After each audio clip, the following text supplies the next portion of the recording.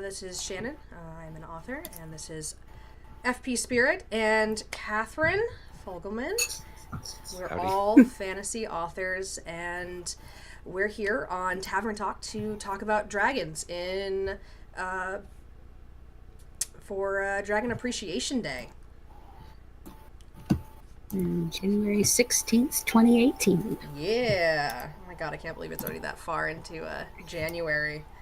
It just keeps moving. Keeps moving. Yeah. And, well, for me, I feel like I've missed everything because I've been hiding in my house since it's for the past, 2.5, almost 3 weeks. I've been negative degree temperatures here. I've got a white dragon sitting outside just parking his behind out there. It's because you live in the Arctic Circle. I know. I do want to let everyone know there will be potential spoilers for anyone who doesn't read any of our stuff or even does read some of our stuff. Just because we get excited and we don't decide to put any sort of brakes on when we get excited about some of the stuff we share. Some of us have no filter, right? Yeah. There you go. I'm not good at spoilers. Just so everyone's aware, while Catherine is a young adult author, I am an adult author, so I may say something that might offend someone, so I do apologize in advance. Or just in general, if you don't like picking up adult books, don't pick up my stuff. And if you do like it, obviously pick up my stuff. And Frank, you're kind of aware. Frank is in the middle. He deals with young adult and new adult, so. Mm-hmm. Yep. And sorry, I'm also recovering from a cold, so I'm going to be coughing, and I'm going to try my hardest not to cough too much. I have my And you just jinxed yourself. I know. Okay. Yeah, you just jinxed yourself.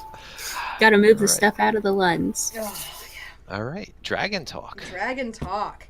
So we're gonna talk about dragons both in history, media, our own worlds. This is going to be pretty exciting, hopefully. I don't know how long this will go, but this is our first episode of Table Talk, so if anyone really enjoys it, definitely let us know down in the comments that you want to hear more from us, because this was kind of exciting for us to put together. So if there's a want for it, we'll keep it going, come up with different topics, or even just make it into just a casual podcast and just talk away, and you guys get to hear from 3 different types of authors who tackle different things. Frank and Catherine dealing a lot in high fantasy. I move around more in my fantasy. I do high fantasy, I do urban fantasy, and I even do romance. So I cover a whole lot. And then some of my books have also snuck into the realm of science fiction too. So I am. We all have different writing strengths and weaknesses, and it's a lot of fun to talk about those too. And then the 3 of us, we are always sending each other pieces of our manuscript just to get an idea of how people feel from both a reader perspective, which we do send out to beta readers, and then even other authors, so they can give another insight, which is really, really helpful, because I know without these 2, my books would not be anywhere as great as they are now. So yeah, but it's more of the lines of please shred this for me. Yeah. Ow. It's more like what it is. Yeah. Yeah, usually. Yeah, exactly. Here's my heart and soul. I hope it doesn't come back too damaged, and it comes back and it's just shredded. It's like, okay, let's put the pieces back together. Yes, but like a phoenix, it always rises. It does rise again. Yes. Stronger and. Oh my word, that must be the most irritating creature for a dragon to fight, is a phoenix. Oh my god, yeah. Okay, I killed you. Wait, how about a Hydra fighting a phoenix? I cut your head off. I kill you. I cut your head off. I kill you. I'm sorry. Well, actually, because a phoenix is fire, I think a phoenix would actually have the advantage in that situation, because it would then burn the skin, and then it would close up that point where the head was. So I think if you had a one-on-one, you'd see that the phoenix would come out on top, either in the process of dying when it explodes in a fiery inferno, or which Catherine and I, we like to play some online games together, and she knows exactly what happens when you get in a damage over time effect and die and still get the kill at the last minute. Yes. So she could totally relate to that situation. Yeah. Yep, you may kill me first, but I'll kill you last. Ultimate revenge. Mhm. Now it makes me want to actually write that into a story somehow. Kill off That'd the be hero. great. Well, the villains still end up dying, so I guess that's pretty heroic. Right? In the long run, take him down with you, right? Yeah. Pretty much. All right. So, are we? I guess we got a list of questions. We do, Yeah. and some of these guys have given us a lot of questions. We pooled our readers on social media and our any other way we keep in contact with our readers, and some of these questions we've been getting were pretty interesting. And one of them that we're going to start off with, I think will be really good to start off with, was one that we were going to tackle first anyways, just because it gets us really started off pretty good with it. It's in regards to the history of dragons. When were they first mentioned, and in literature and history and anything like that? Where did the context first come from? And I don't know about you guys, but I have quite a bit to share on that, just because we all love dragons. So obviously I've done my research. I'm an author who likes to research before I write. There's the term pantser and plotter, and I'm a plotter. I go in and I write all my stuff down. I have so much information. I got a board right here, actually, right next to me, that has sticky notes just that are tacked up, and it's just a jumbled mess right now. I actually have to clean it up because some of it's old stuff that I've already used. But I have notes everywhere. My desk is usually really, really messy. I actually cleaned it up before this, thankfully. No one usually sees this side of my desk. It's usually covered in all sorts of stuff. Now you have to show it, though. My board? You guys want to see my board? Okay. Sure. Let's see the board. All right. Now you can see some. It's actually really cool. I got 2 posters up here, but my board is actually a little bit cleaner than normal. I did actually clean it out like last month with some stuff, but it still needs some cleaning up. Let's see if I can readjust this now, because it does not like that when I move it. There we go. Okay. So yeah, that board can get like, I think it was about sometime in August when I was doing some major things. That board was covered. It was I was like looking underneath things just to find the right information. Okay. Well, let me ask a question then. Yeah. Because we were talking about this first one about dragons in history. I'd done a little research myself. From what I was finding is that dragons first appeared. Most of it is mythological. I mean, going back to the Near and Middle East. No, even farther back actually. Okay. The first recorded any sort of recorded history of dragons was actually in China. It was in China. It's China. Yeah, it was back in the 4th century BC. They believe, based on how they were describing the creature, they found a fossil. They found some sort of fossil of either a snake or a very large crocodile. Because over there in China, back way back during the time of the dinosaurs, there were very large crocodiles. And very large snakes. Pythons were huge. There were very large snakes. And it would make sense for the snakes because China and Asia, a lot of those Asian countries, their dragons, the Eastern dragons, are very serpent-like. They're very serpent-like. And even when you go a little bit farther west in towards like the Scandinavian countries and down near Rome and Greece, they talk when they talk about serpents and dragons, it actually translated to serpent. And a lot of the depictions were very serpent-like, which made sense for Greece because they were surrounded by the water, so they believed in serpentine water dragons. And then the Norse, they believed in all sorts of different types of dragons. So, they have the great serpent around the world, and then you have the world serpent. Yes. Yeah. So then you have it just spreads, which is why dragons are such a great piece for history, because there are so back then everyone was so walled off.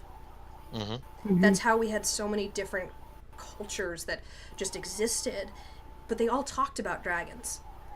They had their own word for it, then we would translate it into what we would know, and it all translated down to large serpent or dragon or drago or anything like that. And it's just very interesting how you have the Western dragons and the Eastern dragons. Yes, and they are definitely and they're different. They are different because like with the Asian cultures, the dragons were very revered. They were they turned into these magical creatures, which that's a symptom of our brains. As someone who really loves psychology, I almost majored in psychology for college, and then I decided not to, and I kind of kick myself for not doing it sometimes. Our imagination is crazy for such creatures that we are, and to take a fossil or someone talking about a creature, and we just imagine these fantastic beasts. So we turn those Asian cultures turn these into these gigantic creatures of snakes that flew in the sky and were very intelligent and based on wisdom, and it very falls well into their how they see things in their culture, which is really, really, really great. But then on the flip side, you have the Western culture, which they're serpentile, but they're beasts. They're very with the huge bodies and the large wings, the bat-like wings, dangerous, and they're very much played off as things out of your nightmares, almost. It's almost it's funny. It's Western philosophy is a very aggressive, this is a huge, like you said, a beast. But in Eastern philosophy, it's more mind-oriented. They're more wise and intelligent and all-knowing and all-seeing. And it's like, okay, that's interesting the way that like one almost plays off of the intellect, the other off of their fears. Right, exactly. Which actually makes sense too, because if you actually take a look at the history of those different areas, Europe had a lot of problems. They dealt with a lot of issues. Still do. They still do. Like, who doesn't at this point, though? But I mean, they dealt. When you look at the Middle Ages and the Renaissance and all that, there was a lot of death.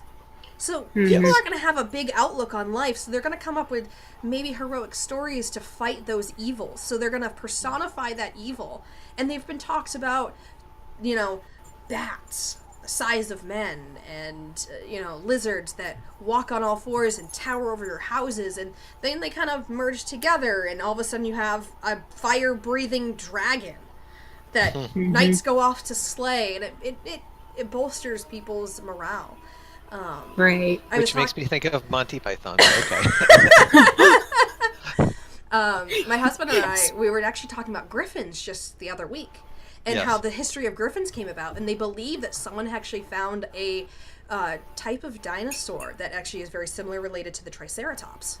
And it had feathers. Yes. And the way it was formed, it actually has a very similar body shape to that of of what we had now see as a griffin. It has it had more like a mammal-like body with a beak on the front, because dinosaurs have the beaks, especially those type of dinosaurs, so they could have been interpreted as a bird head. Yeah. And then they believe that someone, for flair, when they created this creature, added wings and said, hey, it can fly. And it turned into like this really big thing. So all of a sudden now you have an eagle-headed lion that can fly. Okay. Now, this brings up one question in my mind. I always wondered, what's the difference between a griffin and a hippogriff? One is part horse, whereas one is part lion. That is the. So the hippogriff is the eagle and horse, whereas the griffin is the eagle and lion. Okay. Yeah. Which is that is actually a really good question, because that actually goes into a lot of the questions on dragons. What makes them different? Yep. Why are the interpretations different? What on all that stuff? It's a very full circle type situation. Yeah, it is. I mean, it's something you could talk about for hours. I know. Well, that's what we're doing. So there you go. So that does kind of bring up one question that somebody had asked. Are dragons different types actually different breeds, like dogs, or are they separate species? And I know that's really hard to talk about in other people's worlds, like in media and stuff like that, which we will get into some of the media talk eventually. But I don't know about you guys, but in my world, which I'm going to be talking about too, like I said, Experimental Heart in the land of Lumerian. That's my urban fantasy, which has a lot of has a little bit of sci-fi mixed in there, as well as a lot of influence from high fantasy.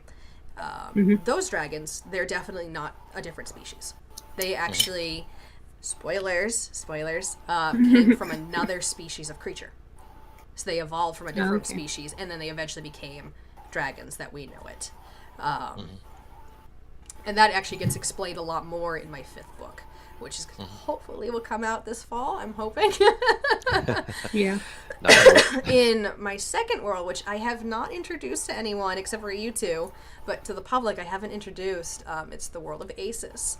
And those dragons, they are also not separate species, but I would say they're more of a subspecies of each other. Because they are they are separated. Again, I'm really big on the separation of color. It just makes it, one, as a writer, it makes it easy because then you can have different aspects, but also it just makes an interesting dynamic instead of just having any dragon just be anything.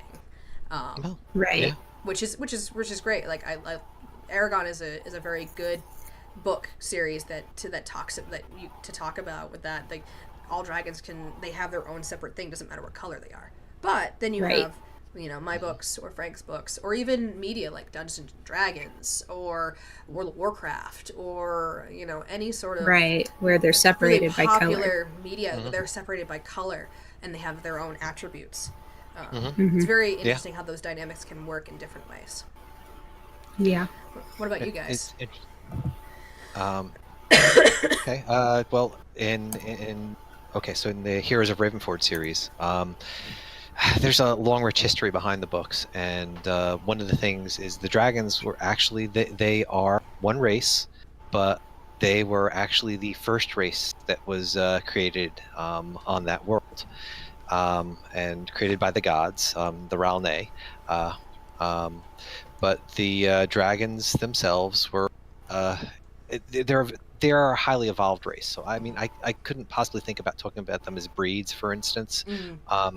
Pretty much it's an individual species with at best maybe subraces, because there's different colors, but each color has its own particular attributes as well. Certain dragons are horned, others it may be flat backed, others have different types of wings.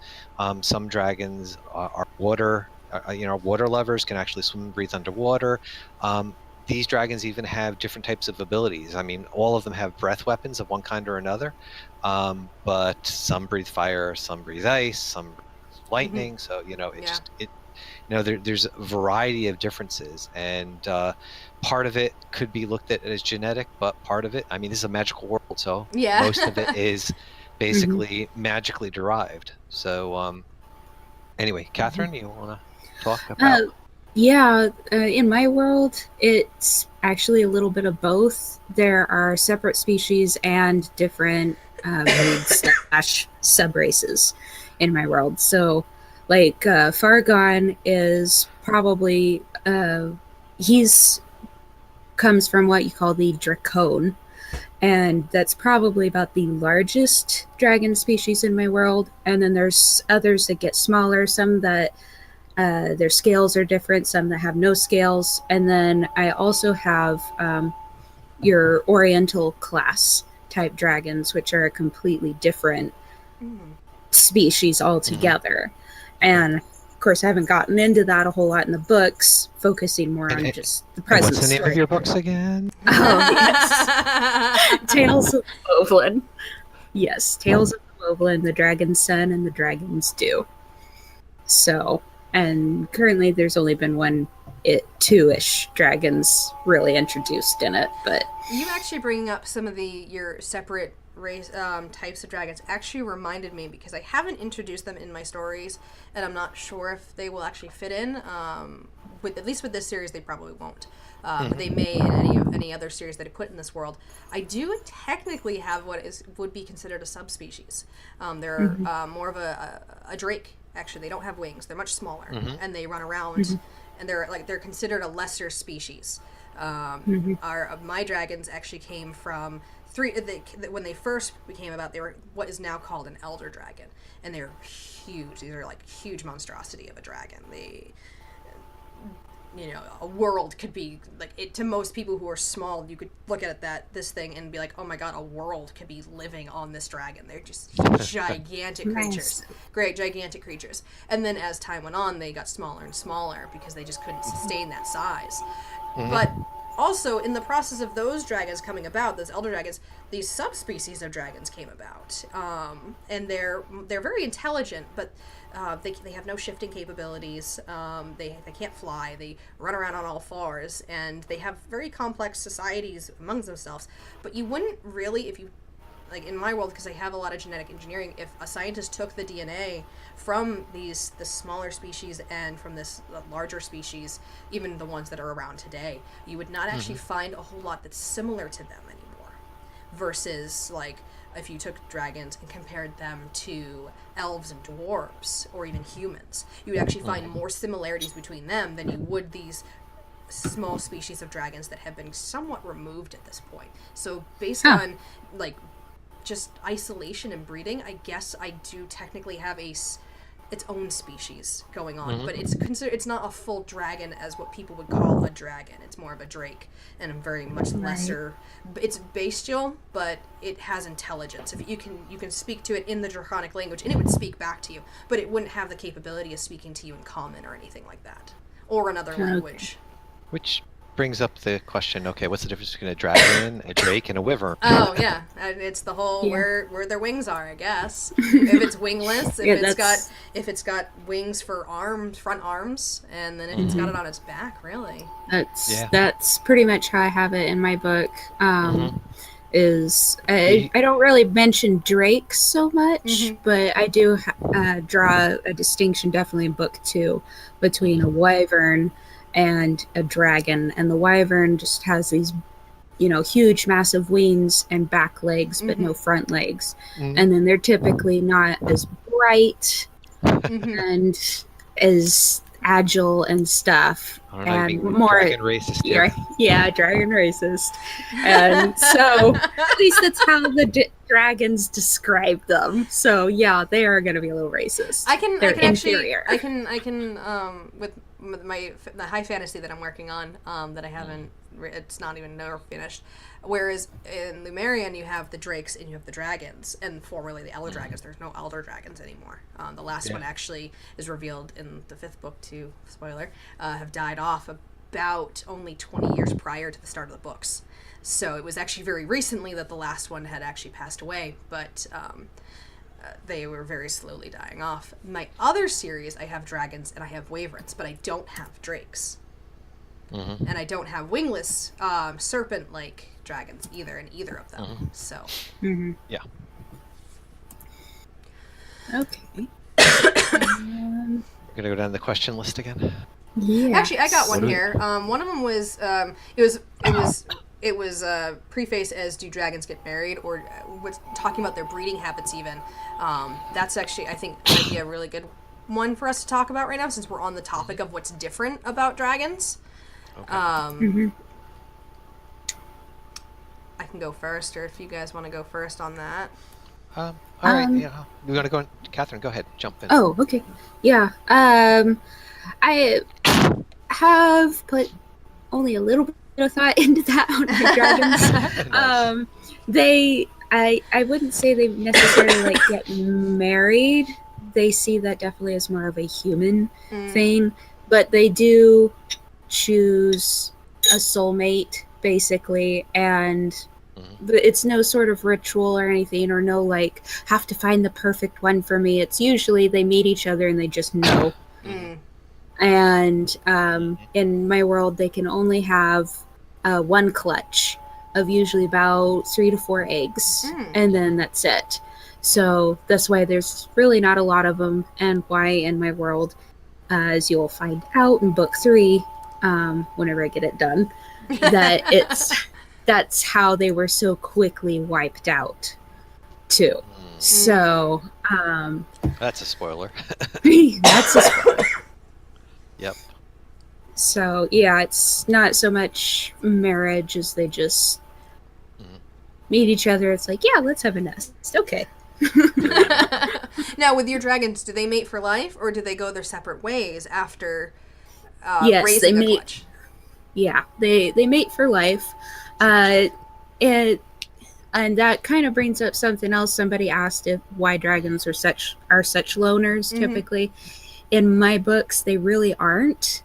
At the point in the story, they are kind of forced to be, but before long ago, they lived in huge clans with a very intricate hierarchy and social structure and everything, and very organized. And they were very much pack animals, more or less. That's interesting. And my book's very similar. Well, I think I alluded to the dragons were actually the first race, and there's a long history in the Thak, and it goes back thousands and thousands of years. But there were a number of ages, and the very first age was the age of dragons, and they pretty much ruled the world. There were no elves or humans or dwarves or anything along those lines, and it was a very evolved society.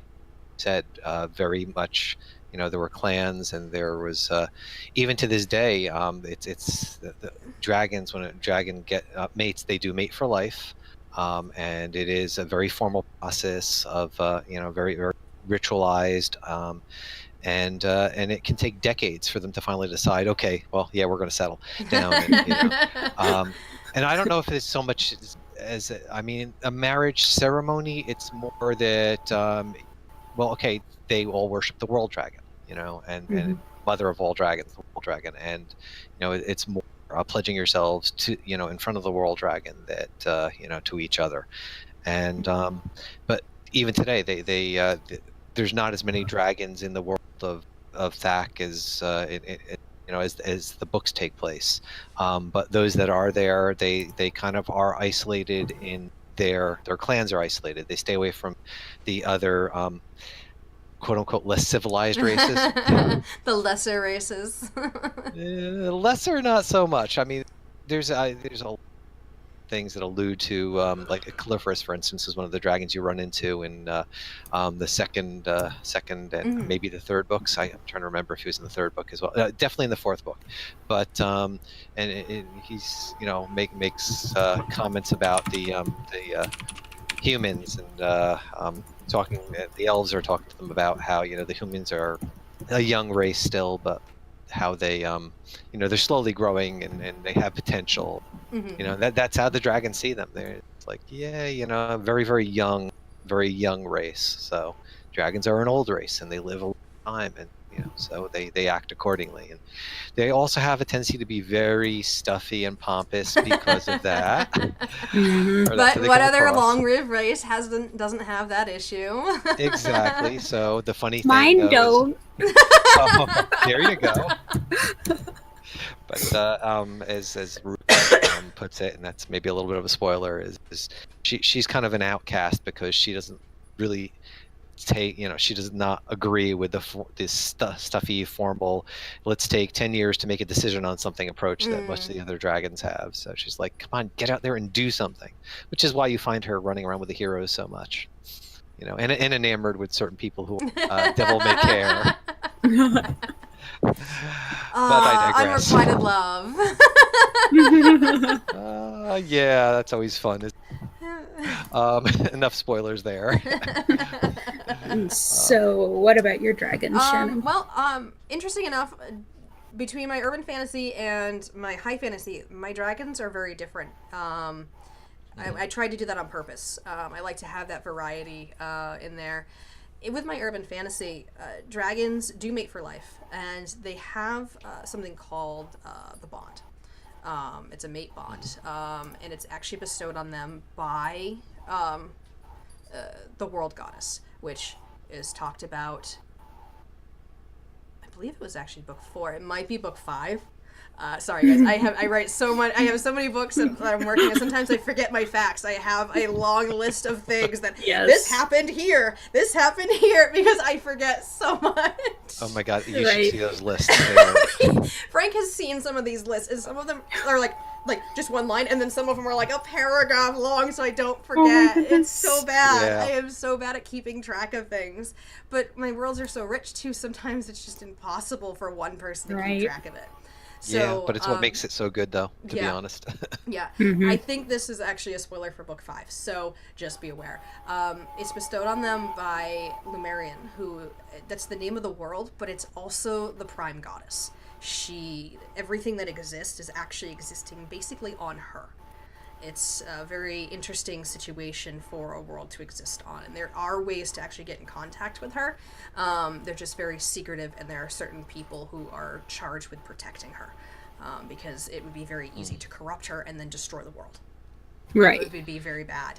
But back to Sounds the like a bad dragons. Yeah, back to the dragons. They're bestowed this special bond, and the gods basically take a look at these dragons as they're growing, and but around the age of about 200, sometimes sooner, sometimes later, they get what's called a voice. And they're given this voice that's the name and the sound of their destined mate. Because the gods have decided, okay, here's your personality, this is what you really like.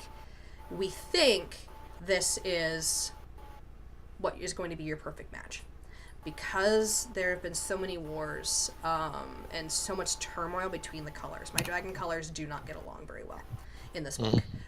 They tolerate each other for the most part, but if any color came together as a pairing of mixed colors, there's a lot of prejudice between that.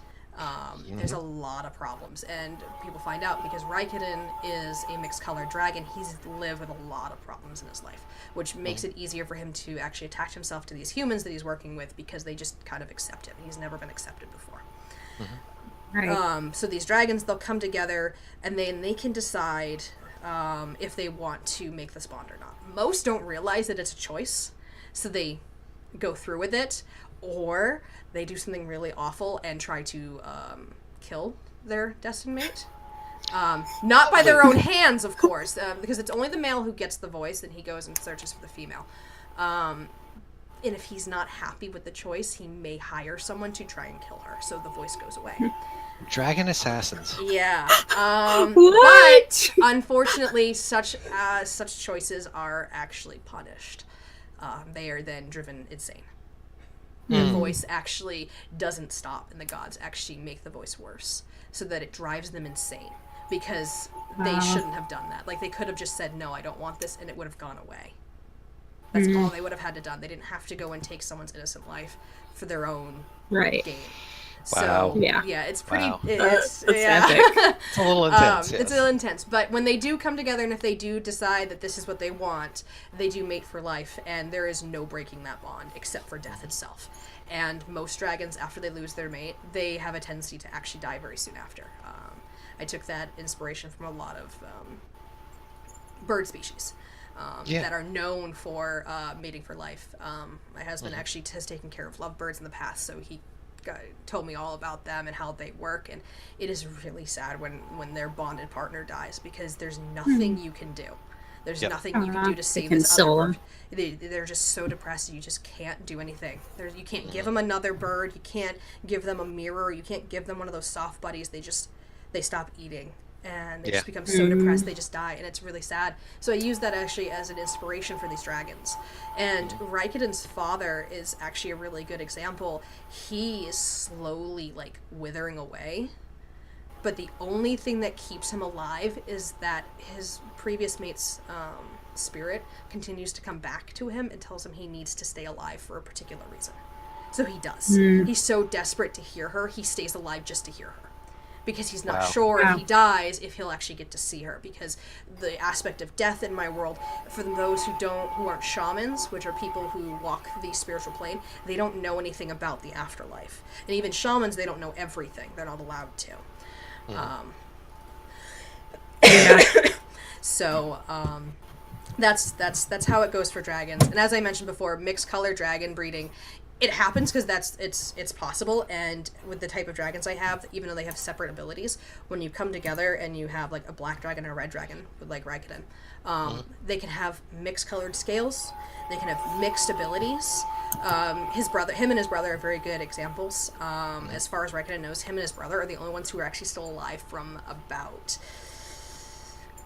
I can't remember the exact number, but they had over 15 children. And they were all hunted down by other dragons and killed. because that's how prejudiced they are against mixed color dragons. It's a really tough time in Lumerian right now. That sounds like it. In my world, any half-breed is called a halfling, and it's a very derogatory term outside of Dolatran. The main city, everything takes place. The only reason that Dolatran doesn't see it as a bad term is because there are so many mixed people because of the experimentations. So that's another reason that Raikkonen actually finds his brother living in Dolatran, because he found it as a great place to do his business, because he's a merchant, and it's a safe place for him in general because he doesn't have to worry about anyone attacking him if they found out he was a half-breed creature. Obviously, they're not going to find out he's dragon, but he could be like, oh yeah, I'm actually like half elf, half new human, and the people will be like, okay, cool, whatever, you know. Yeah. You started kind of answering another question as you were. I think one of the other questions that came up was the physical capabilities of dragons as a species. Yeah. I'll get strengths, weaknesses. Do the abilities change in the presence of a mate? Use of magic. Yeah, I'll definitely answer that in a minute. I was going to actually talk about my high fantasy, which again, I'm really excited to actually share that because I've been keeping it under wraps until this point, so it's a lot of fun. Those dragons are very different. They can mate for life if they choose to, or they choose not to. Certain colors are more prone to not, such as are my black dragons and my white dragons, and even my green dragons. They have a tendency they'll come together for the sake of breeding, and then they'll go their separate ways afterwards. Many of those, both the black dragons and the white dragons, have a tendency to actually abandon the whelps sometimes even before hatching. They just lay the eggs and then they're gone. They leave them to the world. Nice. Whereas other dragons, like my bronze dragons, my blue dragons, what my world considers good dragons, because in this world there are considered good and bad dragons, though the perception is a bit skewed because there have been so many wars. We're in the third era, and each era has been well over 10,000 years. And the dragons were good, the dragons were bad, the dragons were good, the dragons were bad. It's been a back and forth with all of these races. It's I really like this war-torn theme that I go with. It's a very popular theme for me. But these dragons sometimes will mate for life, and sometimes they'll take on mates that aren't even dragons. There's actually an entire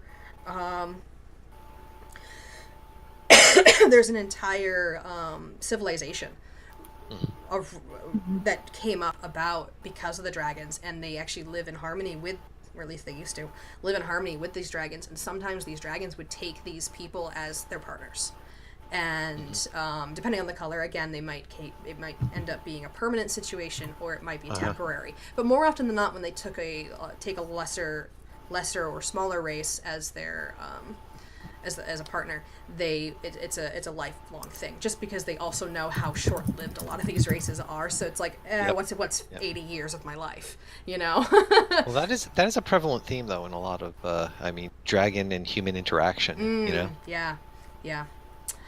So those are my worlds. I guess I can go into what you were asking about, the different capabilities of all of them. My dragons between my two worlds have very similar capabilities. I like to keep that theme going. They're a little bit different though.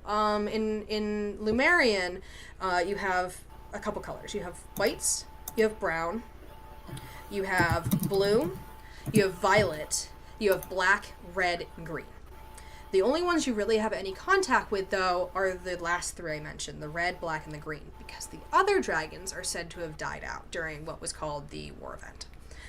But the big differences between them, the red dragons with the red scales, they breathe fire. Sorry, excuse me. They have the ability to actually heal with their fire. But there's some downsides to it. Really? Yeah, there's some downsides to it. That's very cool. Only people who have the capability of harnessing fire can actually accept it very well.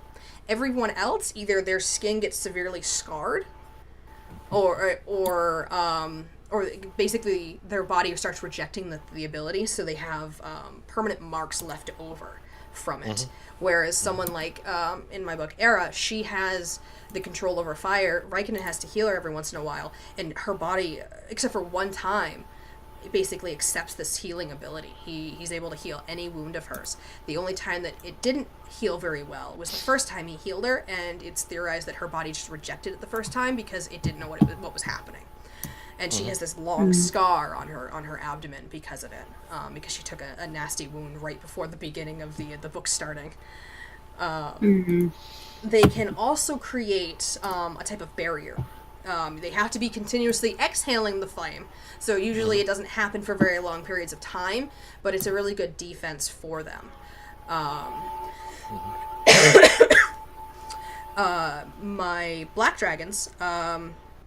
I should probably with the red dragons, talk about their personality, I guess, too. Red dragons of all the colors are pretty much the most social.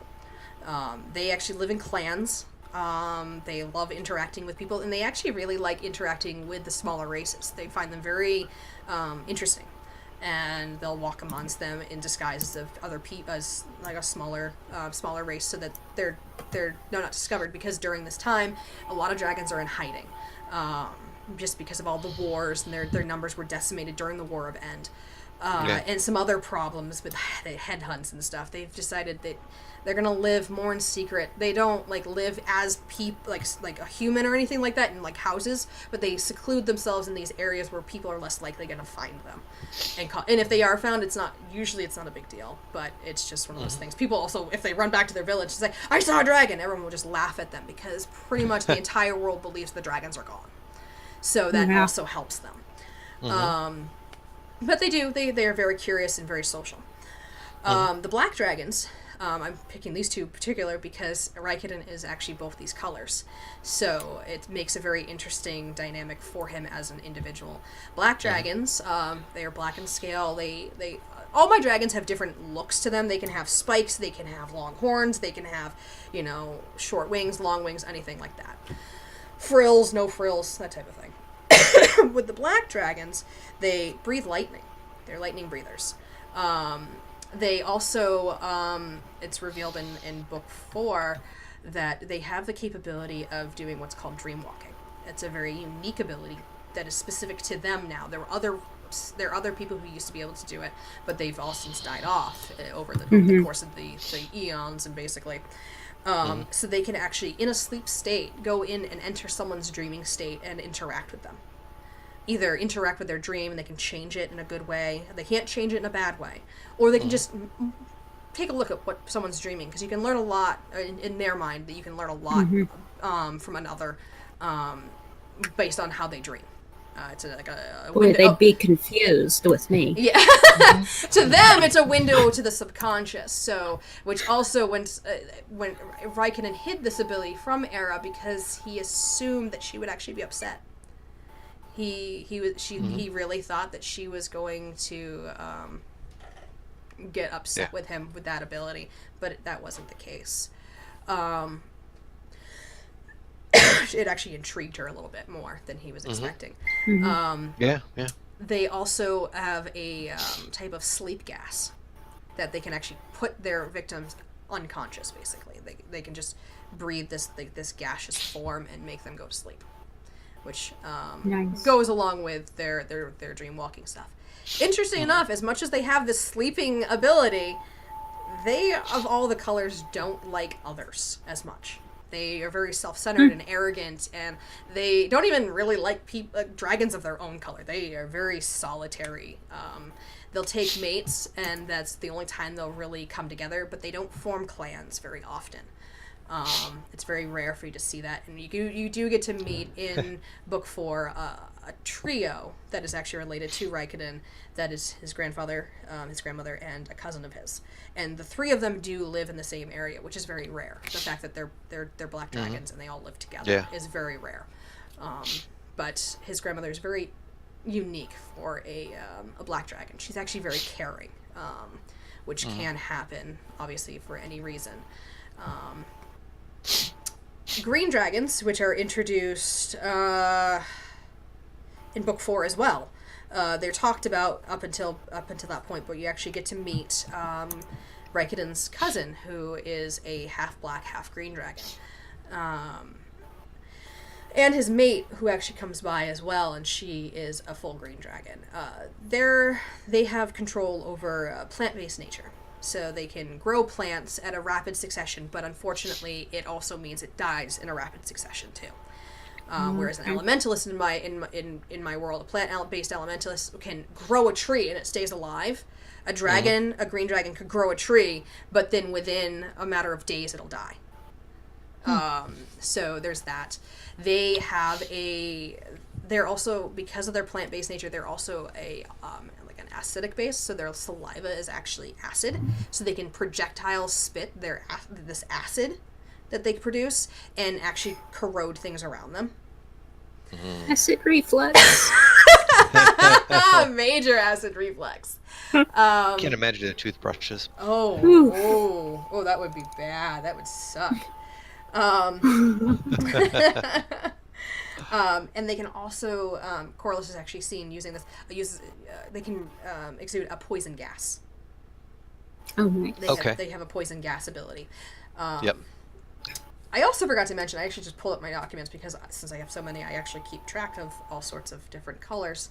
They also have a specific sight ability. Each creature can infuse their body with their type of element, and they can actually see differently. Like a black dragon can see electrical impulses in another being, so they can actually track things based on their electrical impulses.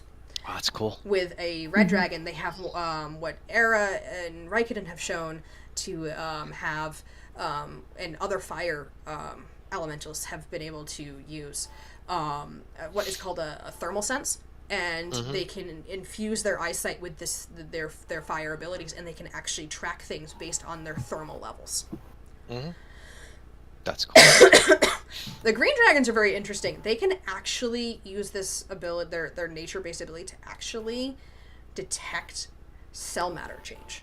They can actually basically see things moving based on their cells. Wow. So, and it's only organic things, so you can't, they're anything that has like an inanimate object like this phone, they wouldn't be able to see this, but they could see my hand around the phone. Okay. That's kind of cool. Yeah. So, does that mean they could detect cancer? Yeah, they probably could, actually. They probably could. And that's a real thing, but, so they would actually be able to see, hey, that cell looks a little funny, you might want to go check that out. So they can make great doctors. Yes, there you go. Plant doctors. They'd make really great doctors. Other dragons, which they do become, the topic of them becomes bigger in Book 5, are my white, blue, brown, and violet dragons. As well as chromatic dragons. They get talked about. There's more reveal on them. They've been mentioned before in Book 5, not Book 5, sorry, Book 3. But they actually, there's more that comes out to them. The white dragons are white in nature. They have a very ice-based. And now these dragons, there's not a lot known on them because everyone thinks they're extinct, or there's so little no one knows where they are. So all that's really known about a white dragon is that everything that they do is based on ice and snow. They can create something, or if they're not sure if they can create weather conditions that are snowy or anything like that, or breathe ice or anything like that, but that's what they know. They do know, based on the histories, that they had a reverse thermal sense. So instead of seeing the heat and everything, they can actually see the cold and anything. Okay. So they base it off of what's moving based on cold. So Era has found that, I am being blocked. There's technology that can block a thermal sense. Well, it wouldn't be able to block a white dragon's reverse thermal sense. They would actually be able to see them very well through that, because what the technology does is reversing that ability. It's when it's blocking it, it's actually reversing what is able to be seen.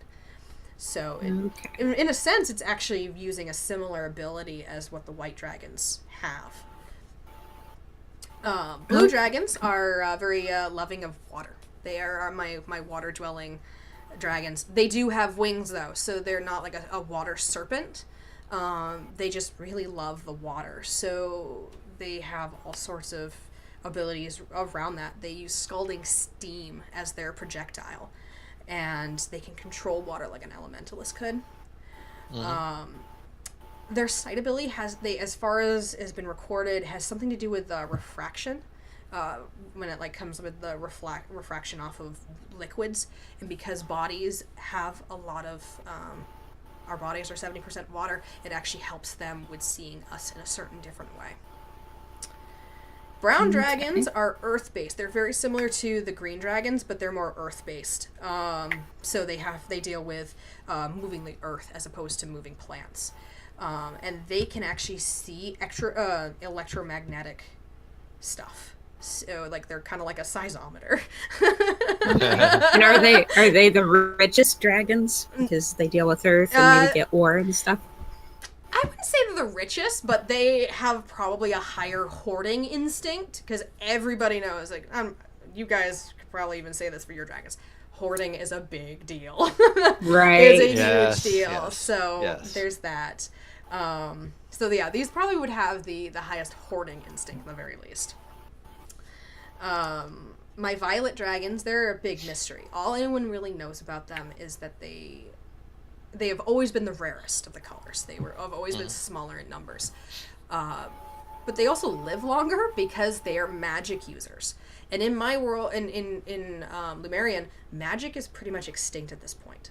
The last war, the Great War, the War of End, excuse me, decimated so many people. The knowledge of magic, including, because it came from the Violet Dragons who died out during that time, disappeared. No one remembers how to use most magic. You have minor magic, such as like a memory magic, or the portal bags that the Era has that the shamans gave her and stuff like that. Even the portals that they use for transportation, that uses some of the minor magics, but they also stay within clans of people. They don't share it with the world. And people become very stingy in this time. The chromatic dragons are very interesting. No one knows anything really about them in history. People think they're actually a sacrilegious color, which goes along with the whole situation of interbreeding between colors. They think their dragon god is actually a chromatic dragon. And to create a dragon like that, it'd be very sacrilegious. So any sort of interbreeding between different colors is considered an attempt at that. What they don't know is that's not the case.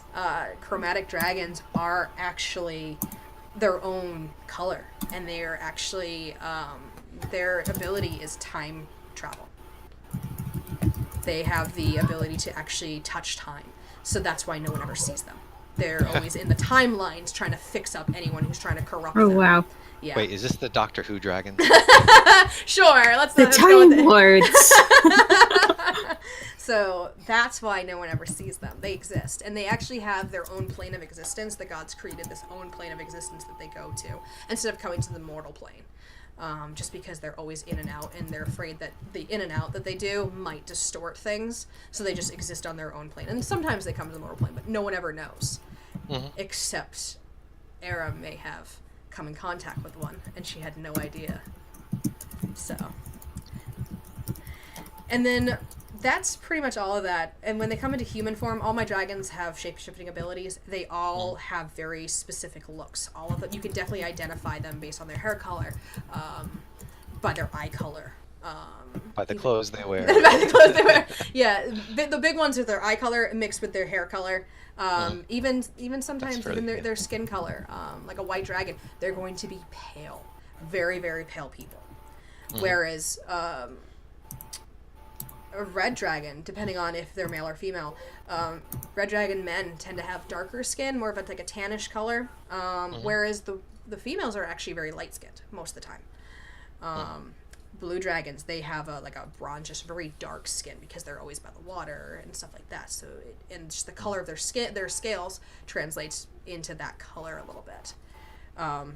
The round dragons, they would have very, very dark skin, just because of the color. Yeah, and that's that's something in both of you guys' worlds, is that your dragons are shapeshifters. Yes. They can Yes. go into human form. I know Frank's can go into animal form. I don't know about that with yours. Yep, Shannon? in both my worlds, they have the ability to do many things. In Lumerian, they have if they are trained, they go through a training process when they're about 50 years of age. That's about rough adolescence for them.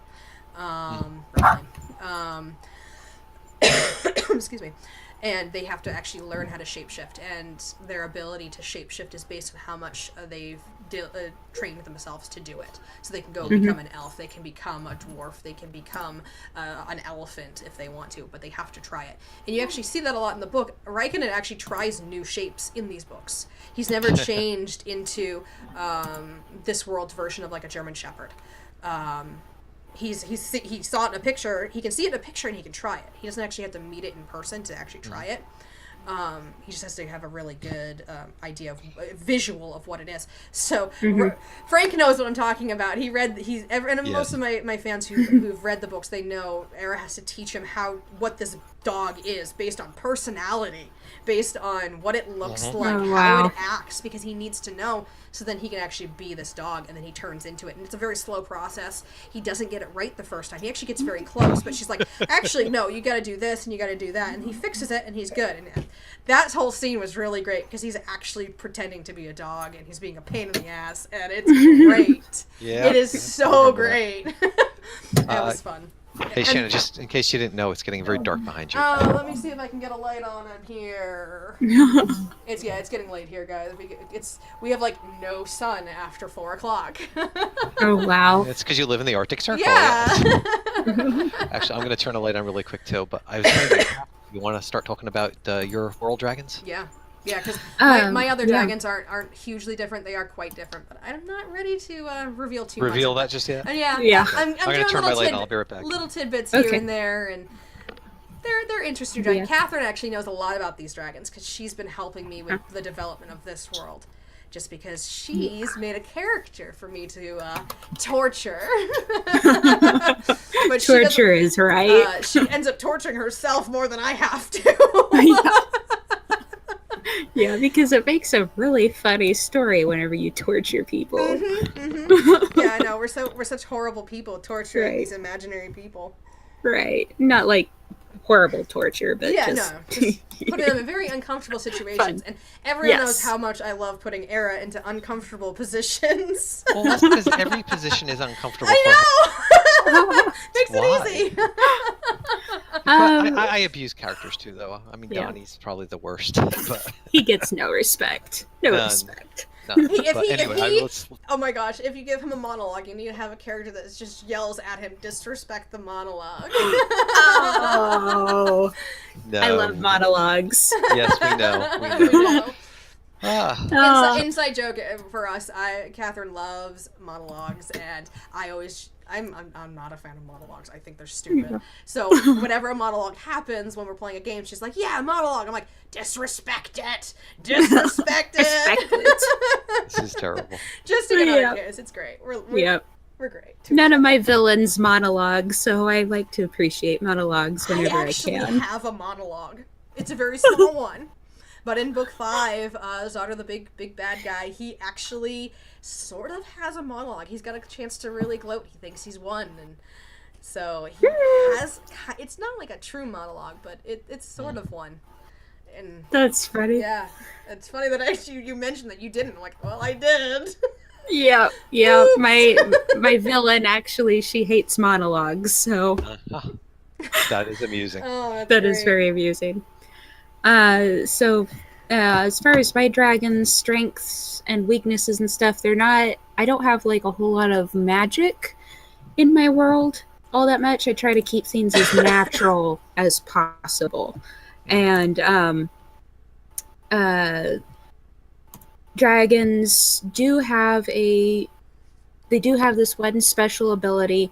They were known as a guardian race. So kind of in the making of my world, I haven't quite got it all outlined and everything, but dragons were one of the first races to be created and put on the world.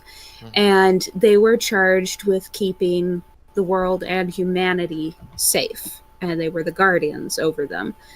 And whenever that happened, they were given, most of them were given a special bond with humans, and they're kind of attuned to their souls. So a dragon is always aware where a human is at.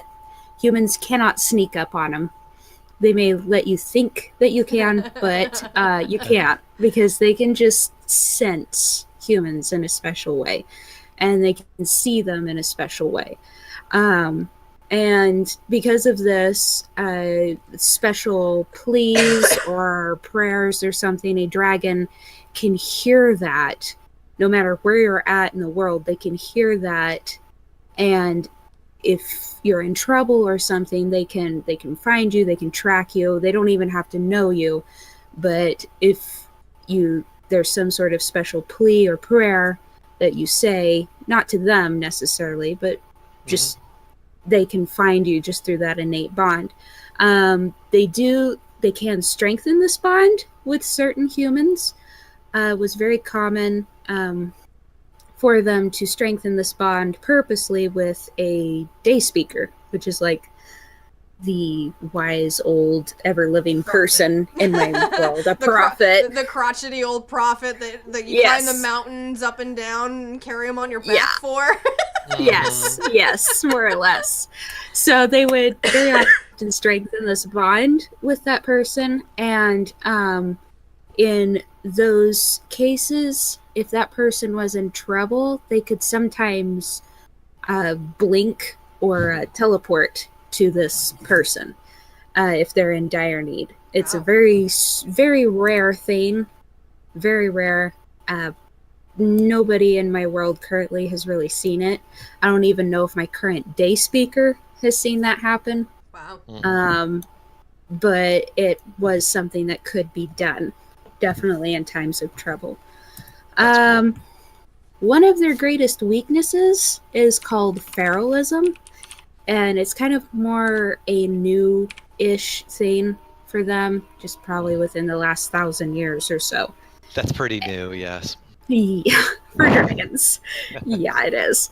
So there's like two different kinds of it. Some dragons that suffer from feralism they're just simply dumb and lacking in intelligence, and they're usually more of a danger to themselves than others. You can usually tell with this mild form of feralism, you can usually detect it as soon as the dragon hatches. And in those cases, to keep them safe and out of the sky, because the dragons believe if you have feralism, you need to stay out of the sky, they usually clip their wings. So, and keep them grounded.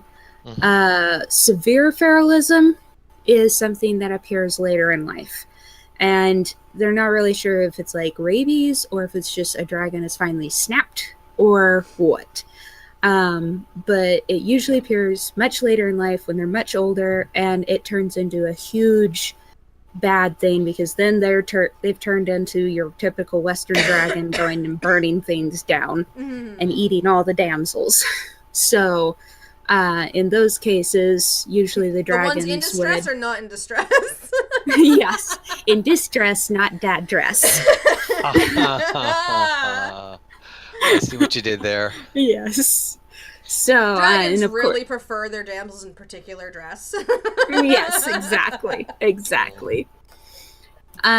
So other than that, they don't have a whole lot of things. They did whenever there were a lot of them, and in their big clans and everything, they would separate into these little separate clans just according to what their strengths were. The foundation clans were White Sea, Invisible Shield, Iron Bones, Golden Eye, Risen Fire, Dark Sand, and Loyal Star. White Sea was known for having strong and wise leaders, and they were often the judges of the land, so if something big was going down or something like that, they would judge. Loyal Star was known for having really fast high-flying dragons who served as messengers. Invisible Shield and Golden Eye had dragons very well known for their skills in diplomacy, and Fargon comes from Golden Eye. That's no surprise. Yeah, he's very good. He's very diplomatic. Ironbones and Risenfire were typically known for warriors and explorers. And then Dark Sand had a lot of dragons that were kind of sneaky. They were good watchers and informants. So they would kind of separate in their clans just according to what your skills were. Mm-hmm. But other than that, they really didn't have like magic or anything. So, and what about yours, Frank? Okay, so my dragons are more of your, well, in certain respects, they're more classical fantasy type dragons. And we talked about this before, but there's two really divisions of dragons, which, and again, this is a very classical approach, where you have your chromatic dragons and your metallic dragons. The chromatic ones are the ones who, I won't call them evil, they just don't like humans. They don't like anybody. They're just not very, they don't like very each other, so it's okay. Well, I mean, really, the history of this world is interesting, is that Arinthar is the world that Thak is a large island on, or an island continent, and the world originally belonged to the dragons, and honestly, the Chromatics liked it that way. And unfortunately, the world fell apart during the first demon invasion, which happened, during the time of dragons, and after that point is the dragons lost favor, and the gods decided, well, okay, we need another race here to take care of this. And even though they let the dragons pick what that race would be, still they kind of lost. It's actually the metallic dragon that got to choose, and the Chromatics never really liked this, so they ever since have really kind of been ornery, shall we say. It's kind of like a long standing grudge. More or less, like the McCoys in the Hatfield. So anyway, I won't say which are which, but anyway, so it's debatable who's bad and who's good. So more or less. But the metallics are more, some metallics are more sociable. They won't attack other races, but they also don't want anything to do with them. Certain ones are more sociable, though. Your dragons tend to be more sociable. Some bronzes are, as we. Spoilers, some of the characters involved with them are definitely bronze dragons. But, the thing is, okay, so they all have their different characteristics, and it is racial in that respect. Some are have horns, some have bigger wings, more V-shaped wings, etc. Your blues, your blacks, your bronzes love water. They can breathe underwater. They swim better than fish. Okay, your white dragons are your cold-based or ice-based dragons. They breathe ice, basically, or ice beams or whatever. Bronze and blue are, lightning-based dragons. All their abilities are basically magical. All these breath weapons. They have various. Breath weapon is a big thing. Frightening presence is another one. Shape-shifting. Not every dragon can shape-shift. You have to have a certain amount of intelligence and experience to shapeshift. And as you'll see in some of the books, like especially in the fourth book, there's a lot of dragons in that book, and you meet a couple of dragons that just cannot shapeshift on their own. And that kind of becomes a problem for them later on. Put a dragon in an anti-magic field and see what happens. Yeah, that's always a great idea. Put anything magical in an anti-magic shield. That'll always go out great. Oh yeah. Yes. This is, and these things do happen. We find out. Yep. But but the thing is too, and it is also. Dragons are very intelligent creatures, so they're long-lived, and they have a long history, and they are very well studied. And some of them, the ones that do study, they learn magic, they learn healing magic, arcane magic, whatever. You can have dragons who are actually wizards or sorcerers or bards or clerics or any of the above. So that's in this world, that's basically what I have. So and again, some of them are very sociable and will hang around with people, others won't. Sometimes you can't tell because they shapeshift. But this is the interesting thing, is when these dragons shift into a human form, I think you kind of alluded to this, Shannon, is that your dragons show certain characteristics. My dragons don't have to, but it's just easier to go certain ways. Yeah, so I can say that in my high fantasy that I'm writing, it's a very similar situation. I actually went more of a more standard, back to the basics approach. Whereas you could probably tell there was some similarities with my urban fantasy world. There were some similarities between that. I went back to a more basic approach to these dragons that I haven't introduced because I was already talking long enough on that. You guys don't need to keep hearing that. But, and it keeps everything a little under wraps. You guys get to learn more in the end. But my dragons... go read the books! Exactly. My dragons in my high fantasy can either choose to have characteristics that are similar to their color, or they can just fully hide themselves, which you see that happens a lot in there's actually a lot of dragon presence in this high fantasy. There's a particular one there's a couple that are in high power. Some of them, like, they're like, you know what, based on my scale, I'm gonna have my hair color as my scale color. Others are like, nah, I'm gonna have black hair. just because that's what they decided. And as one of the characters that is a very prominent character, because he's relatively close with one of the main characters in it, he has magic capabilities. That's what he's chosen as his source of power. And he could just be like, yeah, I'm gonna have blue hair today, and tomorrow I'm gonna have blonde long hair. You know, he's a very interesting character. Catherine knows how interesting Zalanath is. There's a little a name for you guys. But I can totally agree with you, Frank. After I've gone off on my tangent here, because I am really good at tangents. I change shiny objects all the time. I think we would drive a certain dragon we know crazy. Yeah. Raikkonen would not put up with that. Anyway. Oh my god, no. Most of my dragons wouldn't. They'd just like, what is wrong with her? Fargon would love it. Fargon would absolutely love it. Probably. I will, going back, one particular, I mean, there's a couple of dragons in the in the books, and you know, I'm not going to give away too many spoilers at this point, but just the one dragon girl in particular who happens to have a crush on a particular other character, and then ends up having competition for his affection, decides at one point that she's going to shapeshift slightly differently into, you know, give herself a little bit more better assets. Yes, there you go. And it just doesn't work for some weird reason. And I actually really liked that scene because it really showed the difficulty of shapeshifting for your dragons. And it was talked to her about. It's like, well, your body's just not capable of producing a form that's not ready for. She is technically really young for her type of for a dragon stance. You know, it was she's basically like a 14-year-old. You know, well, as much as magic as you want to put into your body to stop looking like a 14-year-old and look more like a 20-year-old, it may not happen.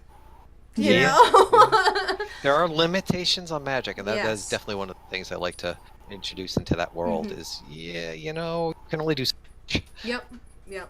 I like that.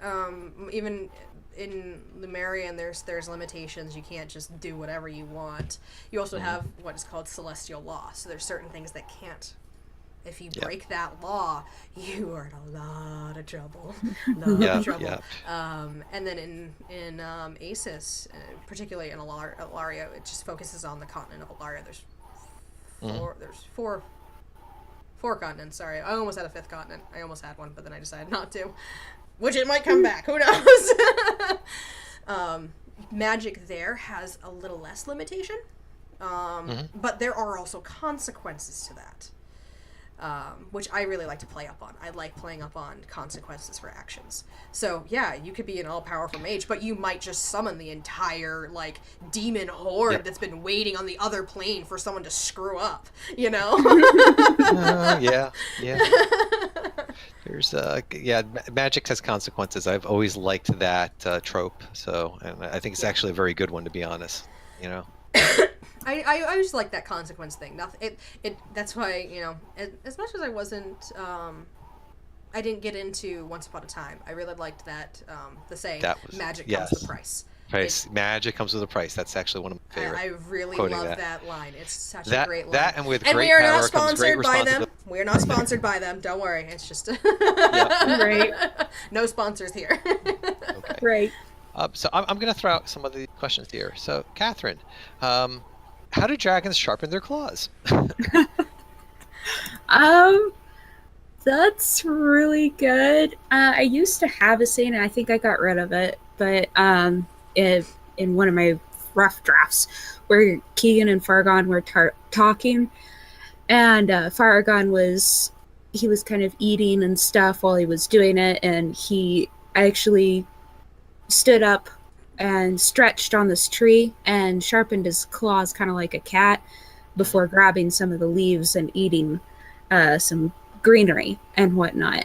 And I have also given hints in the book that, you know, Keegan's seen Fargon scrape his claws against rock and stuff. And so I imagine he probably, definitely for battle stuff, he probably really does some sharpening then and choose a hard rock and stuff.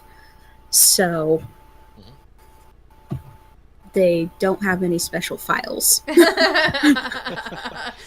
That'd be a really big file for my dragons. I don't know how big your dragons are, but my dragons are huge. Huge. Yep. Yeah. They're huge. Yep. Same. Like, obviously, like a small dragon or a young dragon might not be, but these guys are bigger than houses. Raikkonen has actually been seen toppling houses in these books. Especially, I've been reworking the first book, It Just Needs Some Love, and Raikkonen topples trees by just swinging his tail. He swings his tail in a battle in a dragon form in a small town, a small little village. And the whole town's gone. It's pretty much like he swings his tail and he's not careful, and he actually takes off a corner of this house just because he's swinging his tail around trying to get at this thing, because the dummy he is, he thought, oh, let's fight this smaller creature in a large dragon form, because... Yeah, that was what was he thinking? Not much! Reagan is very special. He's a special He snowflake, is bronze, no brains. Bronze. Yeah. That is what he is. He does have intelligence. He's just not very good at using it. Unlike his cousin, who is incredibly smart. He is very I love writing Corliss, because he is a direct different. He's so different than Raikkonen, and even Mana. She's very quirky, and it's really fun actually doing their interactions, because it really shows the differences between them. But my dragons, when it comes to sharpening, they, as I mentioned, can topple trees way too easily. So they don't use trees. They use rocks. They would use rocks, and particularly metals. They would prefer metals and diamonds, because their claws are so hardy. A diamond would be able to hold up to that, as well as metals. Which makes you wonder, did they use their hordes to sharpen things? They might, you know. In my world, there's actually a synthetic metal that is very hard to destroy. A dragon would love it. If a dragon knew about this, they would try to obtain it, because they could just the synthetic metal is harder than diamond. So they could just have like this. They could set up like a cat scratch board, like in their horde. Thinking a giant cat scratch board. These dragons, right? Because at this point, if they're just using regular stone, that leaves too much of a calling card where a dragon lives. So if they're trying to be secluded, they actually a lot of them dig out their own hordes and living areas. So they could sharpen their claws that way by making their living areas larger. So their lairs are just, they can just, this dragon's like thousands of years old. Like some of these dragons can live a long time in Lumerian. In my high fantasy, they can live thousands of years. It's revealed, early on in the 5th book that one of the big, well-known history dragons, Pyrrhus, he lived to be over 2,000 years old, which he said was a great age for a dragon, just very casually, which even to some dragons that might even be pretty young. But he also lived a bit of a dangerous life. He's a real rebel, huh? He's a real rebel, and his mate died or before him, so he kind of stuck it out for the sake of his clan because he was a clan leader. But there was only so much he could keep going before his body said, no more. It's time to go be with her. Yep. So there was that. Whereas in Alaria, there's a lot less of that worry. So they're going to be leaving, all of a sudden you'll be just walking down a path. Oh, that's a big claw mark. I think there was a dragon here. What's the telltale sign? Is it burning? Is it exploded? Oh, wait, that's adventurers. Sorry. Adventures, yes. Oh, right. See a burning village. Oh, adventures are here. Yeah. So I'm going to take a different question to answer because I think you guys already answered that fairly well. So I'm going to answer what dragons from literature are your favorites and why. Actually, that's actually a really good way for us to bring this back to literature. I think we should probably talk about that a little bit more. Okay, well, all right. So for me in particular, Smaug from The Hobbit was like probably my first introduction to dragons and my first introduction to fantasy in high school. And a friend of mine introduced me to Lord of the Rings. I was like, wow. But then they said, yeah, but before you read that, you probably should read this small book first. And I'm like, okay, The Hobbit. And so I picked that up and I just fell in love with fantasy from then on. And I was a hardcore sci-fi reader. I mean, Asimov, Bradbury and Niven and all that stuff. And then all of a sudden I discovered, wait, there's this whole other genre out there, It's like, wow. All right. Yes. So, I love Smaug. I mean, intimidating as heck, massive and truly, a great antagonist. But, the thing is, I mean, just watching him and how he carried himself. And I mean, it was great to see him later on actually brought to life in movies and stuff, but just this massive creature who's not afraid of anything. And the way they describe him, his wings are like hurricanes, this other stuff. I mean, it was so well done. But then to watch for all his might, to watch this one little thing brings him down. And yeah, you can say it's the arrow. To me, it's his vanity. His vanity just was his downfall. So that was my first introduction, but Smaug will always stay with me as like my first dragon. I think it's a common downfall for a lot of prideful dragons. Their pride just gets too far into the way. And don't book 4. All I can say is book 4. Donatello and a certain dragon. Oh, boy. Yes, definitely. Yeah, but the thing is, also, I mean, one of the other introductions to dragons, Dragon Riders of Pern. Now, there wasn't a specific dragon, but just the thought of the dragon riders themselves always, and I always considered them more than actually dragons, but they were just, it was such a beautiful world, and McCaffrey just drew such a wonderful landscape and such wonderful characters, and I fell in love with that world and that series. So, if you had never read Dragon Riders of Pern and you like dragons, please read that. It's just wonderful. I'll admit, I have to actually finish reading. Yeah. It's on my long to-do list. There is a long to-do list. And then I'll add one more to that is, you guys just me of this recently, but I love this dragon. I mean, it's one of the more newer ones, but Toothless from How to Train Your Dragon. Oh my God, I love that dragon. The personality of that dragon is just. Oh, he's a cat. There's no two ways about it. Well, that's the funny thing, because then he starts acting like a dog in the second one, which was so confusing. This is true. So is he a fox? What is he?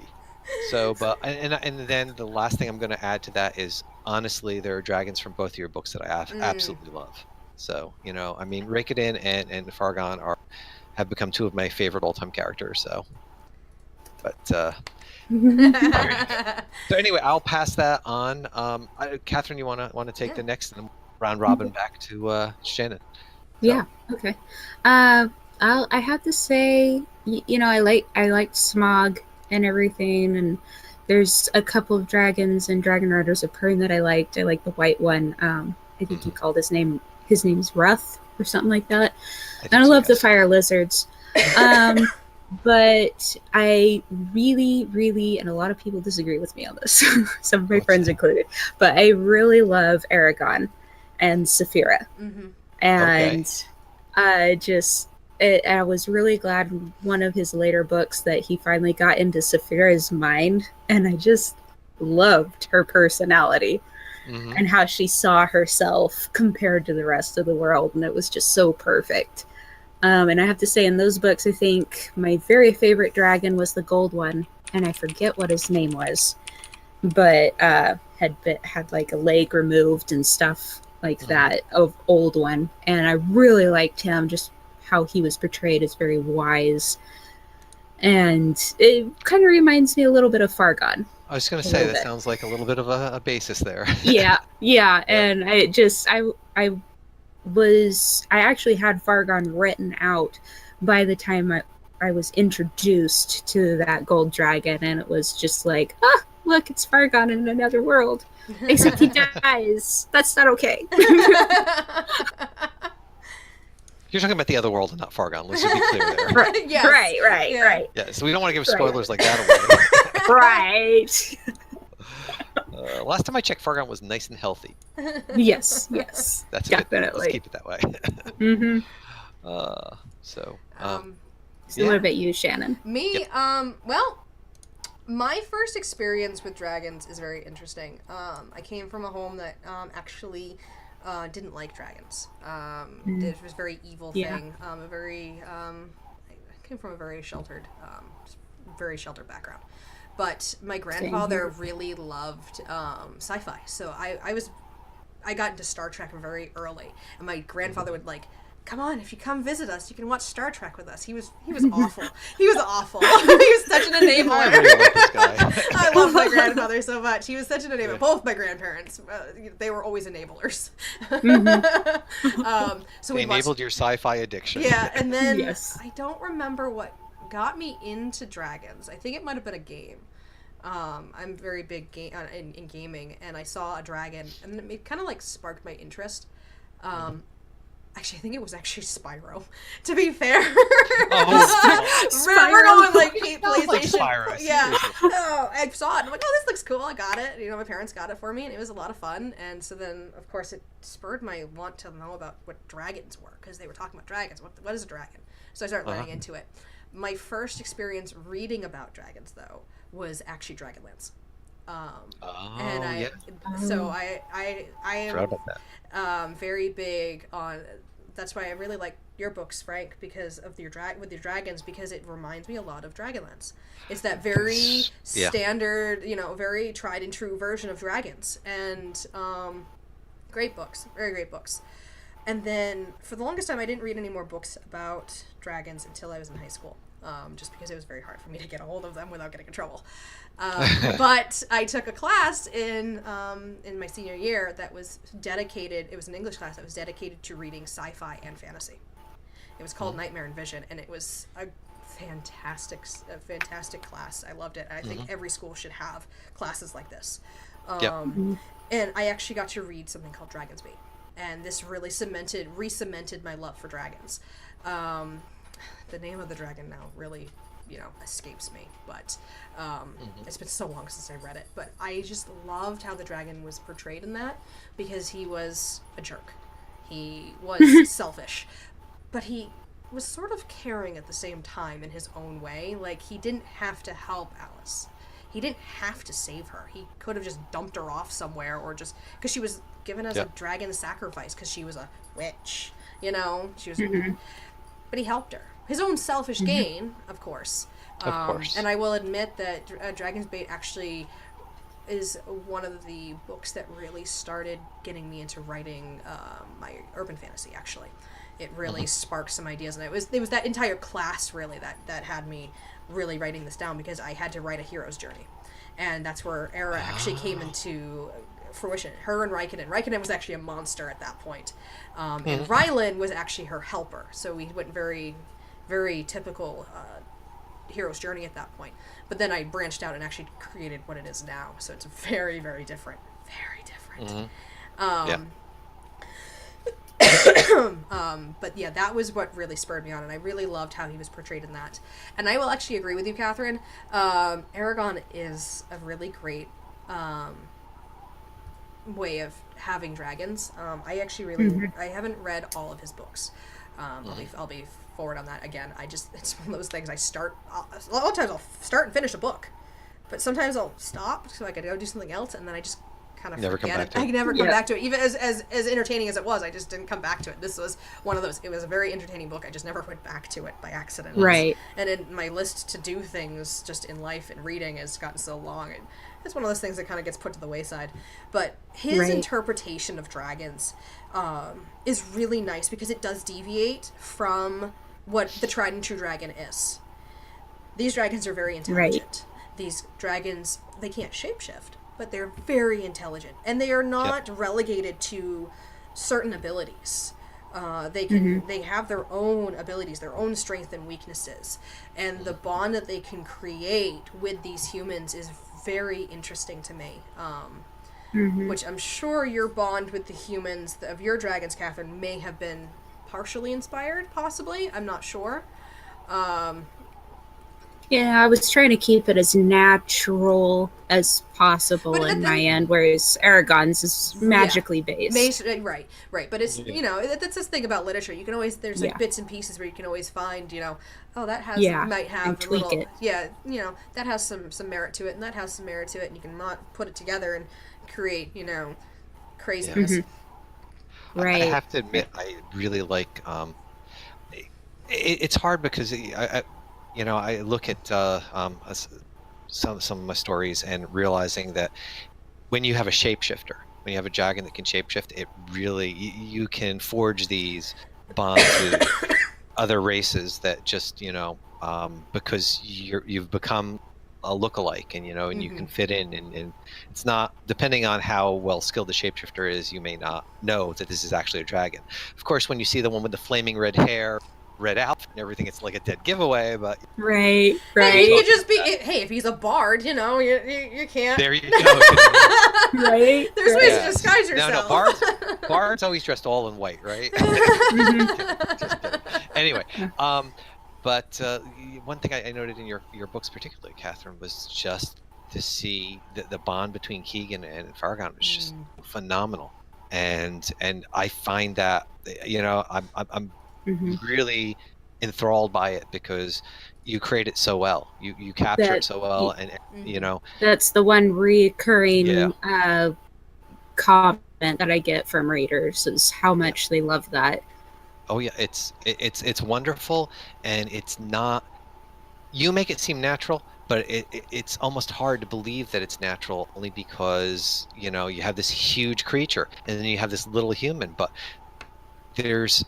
I see so much human characteristics in Farragon, and everything from protector to buddy to just it goes all the way through. It's just really well done, and I have to compliment you on how well you do that. I would have to add to that is just the way that all of us have seemed to have created our dragons. We add that human element to them. Obviously it makes it easier to identify with these dragons, but it also makes it easier for them to actually blend in if they need to, or even if they want to.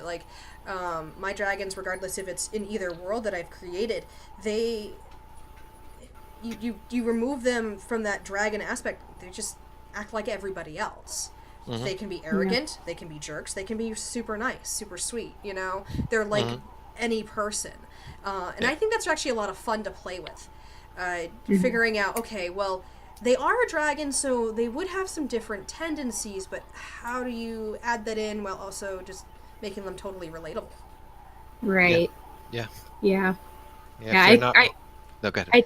I typically try to play with my dragon in that he is definitely different and foreign, but then humans are the ones that find the humanistic quality in him. I love that. It's like he's completely dragon, but then it's the humans that are finding that connection there.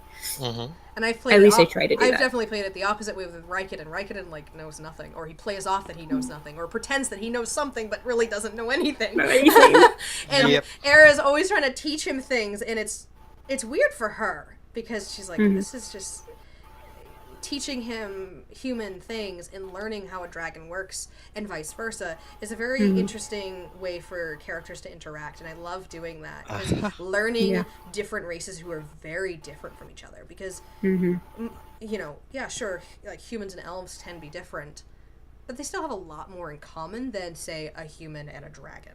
Yes. Right. There's just certain things. Yeah. My friend Tim had written some background stories, and in one of them in particular, I think you've both seen some that. I mean, it's not finished yet, but it's a lot about Ruka's background and the fact that she just does certain social mores she has no clue on. Right. And she ends up quickly, you know, and the girls around her are just mortified. Oh my God, you don't know even the basics of social acceptable behavior in some of these. Which is Ruka's so like, fun. what did I do? Oh, those are always fun interactions because Frank, you know this. Catherine has not actually read any of my books as far as I know, but Frank has read a lot of them. And Vicodin gets himself into some really awkward situations. He knows. He's totally oblivious to it. He's like, why is everyone panicking? And everyone's like, no. But in fairness, certain people set him up in those situations. I know. I'm horrible to my characters. Yes. So. Yeah. And it's so easy to pick on the dragon. I know. And I have Fargon where he is aware on a lot of that social stuff. He's very aware of it. He's had a long time to learn it and become aware of it. But he still questions it. He's like, yeah, you humans and your mating rituals and of chasing each other around while pretending not to. This is stupid. You know, if you like each other, just go. And just little things like that. He's like, I don't get it. I don't get it. I can agree. Like, even Raikkonen, when you're teaching him, like, Era had to teach him, like, how humans come together in the least uncomfortable way she could do it, because that's a topic she doesn't want to talk about at all. But he's like asking questions and all that fun stuff. So, you know, and he's just like, what? Huh? You guys make no sense. He doesn't make, and he's a bit dense anyway, so it makes it like 10 times worse. But That's funny. That is funny. And I do have to add 2 more dragons to my favorite list. I have to add Maya. She's not in your books very often, Frank, for very long. Oh my gosh, she's but such adorable. I love Maya. I love Maya, and I really want to see her sometime in dragon form, causing everybody trouble. Yeah. And then the other one, I really love is Ysera from World of Warcraft. Oh yes. I'm still heartbroken over that. I know, that was horrible. So, Blizzard does some really, really interesting things with their dragons. I've actually quite enjoyed what they did. They are separate colors. They have actually no capability of breeding with each other. So actually they're like separate. They're like individual races almost. Yeah, basically. And it's very interesting. But their personalities are very, very interesting. And I've fallen in love with many of them. I felt bad for a lot of the ones that were corrupted based on, you know, hardships or the old gods and stuff like that. Or just anyone getting in the way. But just Sarah and Alex Straza have been one of my most favorites. So I can totally agree that they are great. The Blizzard team did amazing with their stories and crafting these characters. They're all murderers. Oh, they're horrible. They take everything you love and crush it into like the dust. Yes. Oh, you like Not that I want to complain. Okay. Sounds like Game of Thrones. But yes. Okay. Yes. Yes, very much. So I have something that we can actually talk about. It kind of goes along with what we've been discussing with literature.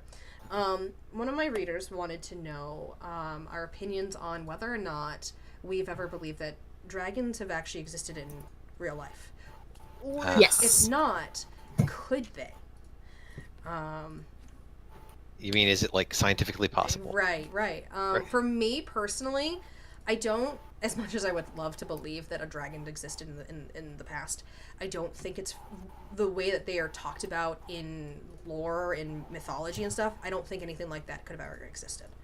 I think we could have gotten close, potentially, possibly, because we have Komodo dragons who have a very bad saliva. You don't want to touch their saliva. We have crocodiles. We've had dinosaurs. So I think we could have had something similar, but not to the aspect of a flying lizard. Definitely not like right, yeah, Right. And definitely nothing magical, obviously, because we don't have any magic really in this world. Mm-hmm. But I do believe there is a possibility of it existing in the future, as we deem them now. Maybe not as the more of the Western version, at least, not the Eastern version, because again, that one ties around a lot with magic and stuff. But I could totally see something like Jurassic Park being in existence, but with dragons. Catherine and I have mentioned this before in passing. I could totally see them figuring out, even if it can't fly, I could see this large dinosaur-like creature that has an organic substance in its body to produce this, like an acid or a fire of some sort. Probably not ice or, as far as it goes in fantasy, but it's very possible that we could figure out how to do something like that. I wouldn't recommend anybody doing it, because most likely we're going to come up with a primitive version which would very much follow the history and mythology that the Western culture has created for dragons. Besides literature, has been what has turned them into intelligent creatures, really. But mythology has made them not as intelligent, on the Western side of it, at least. So I think if we did anything like that, it would definitely fall under that version, and we may see some problems. And yeah, like Jurassic World. There you go. Yeah, exactly. Yep. But never works out. They never learn. I don't know if you guys feel the same way or not. I personally do believe dragons have existed. Just, like the fossil record, a lot of people say, well, they can't because we don't see them in the fossil record. But whenever you really start delving into that, you find out we are finding new fossils all the time. Fossils, there are so many, and then they're all scattered. You don't just dig up a whole fossil like you see in a museum. You have to piece it together, and we're finding new ones every year, and there are so many. You can't just say, well, there weren't dragons because we haven't found any fossils. You don't know that. So, and then I definitely do think, me personally, I believe that Chinese dragons did exist and still do, actually. Just because I've done some of my own research on a lot of that, and I don't know what you would call them. I call them the gurus in India and China. There's actually whole books that they've put together about the science behind those dragons and stuff. And they kind of have them broken into two different classes, where there's some that are actually like other beings from a different plane or something, which, that can sound weird, but there are a lot of legitimate scientists that believe we have different planes of existence and stuff. There's different theories about that, so I can see where they were coming from with that. Yeah. And then there's another class where they are just a very super intelligent creature that's very skilled in staying out of human eyes and stuff and staying away. And I really based a lot of, like I said earlier, my dragons are guardians of the world, and I based a lot of that off of how the gurus talked about the ancient Chinese dragons, because they did a good job of kind of weeding out a lot of the really weird mythology and stuff out of them. And I cannot remember what the name of the books were, which is ridiculous. But they're really hard to find. And it was just something my great-grandmother had on her shelf from like 100 years ago. So, yeah. But they explained that from both sides, they were guardians over specific things and stuff. Very rarely showing themselves to humans, and very skilled at hiding. So I kind of took some of that for my dragons in my story. And, seeing living out in the country where I do, in the middle of nowhere, where and around surrounded by wildlife reserves and stuff, I've seen wildlife be very skilled at hiding and stuff. So I think something as intelligent as a dragon, and definitely an eastern dragon, it would be very easy for it to avoid us. Would you say that with that particular belief that they're actually not as big as some people would try to believe them to be, at least not anymore? Because with most dragons you would expect, okay, well, these guys are going to have to eat a lot. Right. They're going to have to eat a lot, and they require a lot more oxygen at that size. So would you, in your mind, would you think that if they did exist, it would be a much smaller scale at that point, just to be able to exist as it is now? Mm-hmm. Yeah, some of them I do think it would be at a much smaller scale. Others, I believe there are some that are very large, and they, in the books that I read, they said that they're able to hide in the oceans, because we haven't even really reached the bottom on some of the deepest parts of our oceans. I don't even think we've gotten to like 5% of the ocean at this point still. Not at all. Yeah. I was gonna say 10, yeah, maybe. Yeah.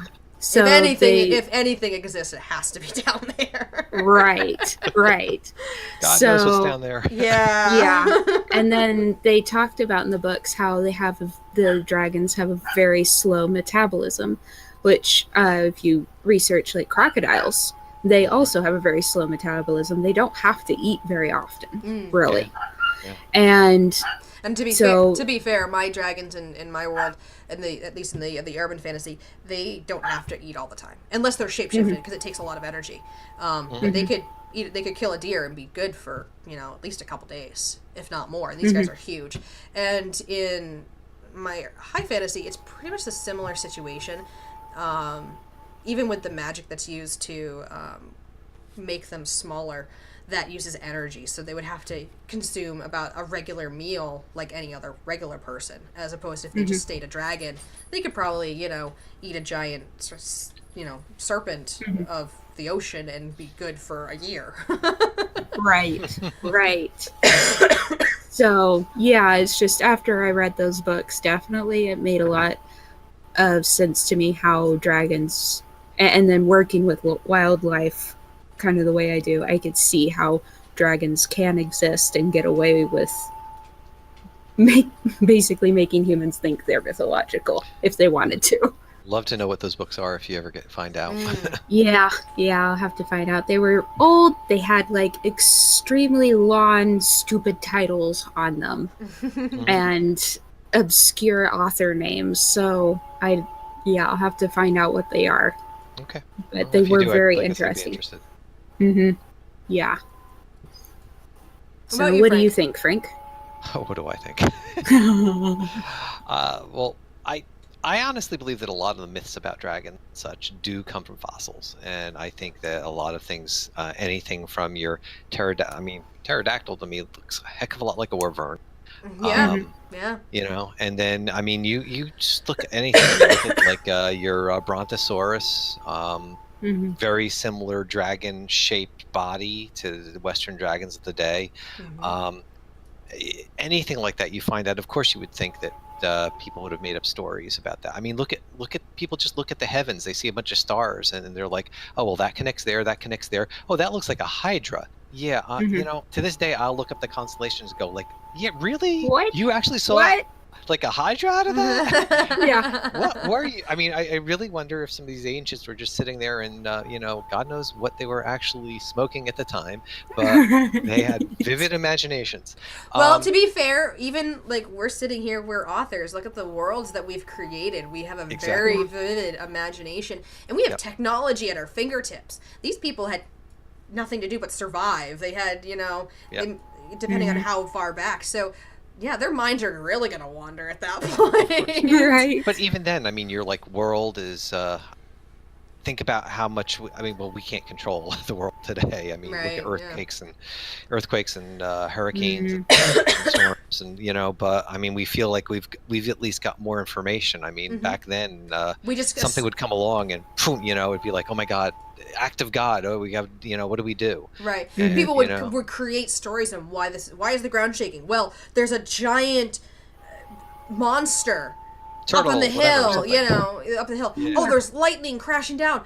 It's the gods are angry with us. We have to Yes, appease them. sacrifice something. You know, they would Let's just come up- sacrifice the virgin to the local dragon and Right. That's where Yeah. all these ideas come from. Is just people panicking and trying to come up with deal with their very active imaginations. Because And could you imagine this poor dragon sitting there saying, "Why a virgin? What is that? What?" I suspect, because this goes kind of into one of the things. Someone asked if dragons floss. I suspect you they two might be. floss with virgins? There might be a minty freshness to them. Let's not go there. Let's definitely not go there. Anyway, Oh my gosh. one thing I did want to address, though, Catherine, Mhm. I will say one thing is based on some of the stuff that you were saying. If dragons did exist in this day and age, I would think that they would not be of this world. I really believe they would not be of this world. And it depends on what you believe. If you believe in UFOs or alternate realities or whatever, if a dragon was to be in this world, I think they'd be more of a visitor than anything else, which would also, depending on where they are from, there might be different physical attributes. There may be different laws apply. Maybe they don't subsist on, material products like we do. Yeah. I remember. Okay, you mentioned Star Trek earlier, Shannon. I'm a Trekkie since 1967, from way back. But yeah, I remember the Organians, energy being. That was the first time I was introduced to that concept. To this day, I think to myself, well, why the heck not? If there actually is other life out there and on other planets or in other dimensions or whatever, what's to say that it's based on the same thing that we are? Right. Exactly. So, exactly. So anyway, those are just my thoughts. Cool. Right. Yeah. So, I just going to ask. I think we've hit a pretty good point here. Do we want to go on any further, or have we gone on too long at this point? No, I think we've only been doing this at, let me see, we're just under an hour, under 2 hours, excuse me, an hour. Okay. And we have some really fun little quirky questions that people have asked. Okay. That I think might be a lot of fun to talk about. Let's take a look here. Let's actually go back to what I mentioned. Someone actually asked, do dragons floss?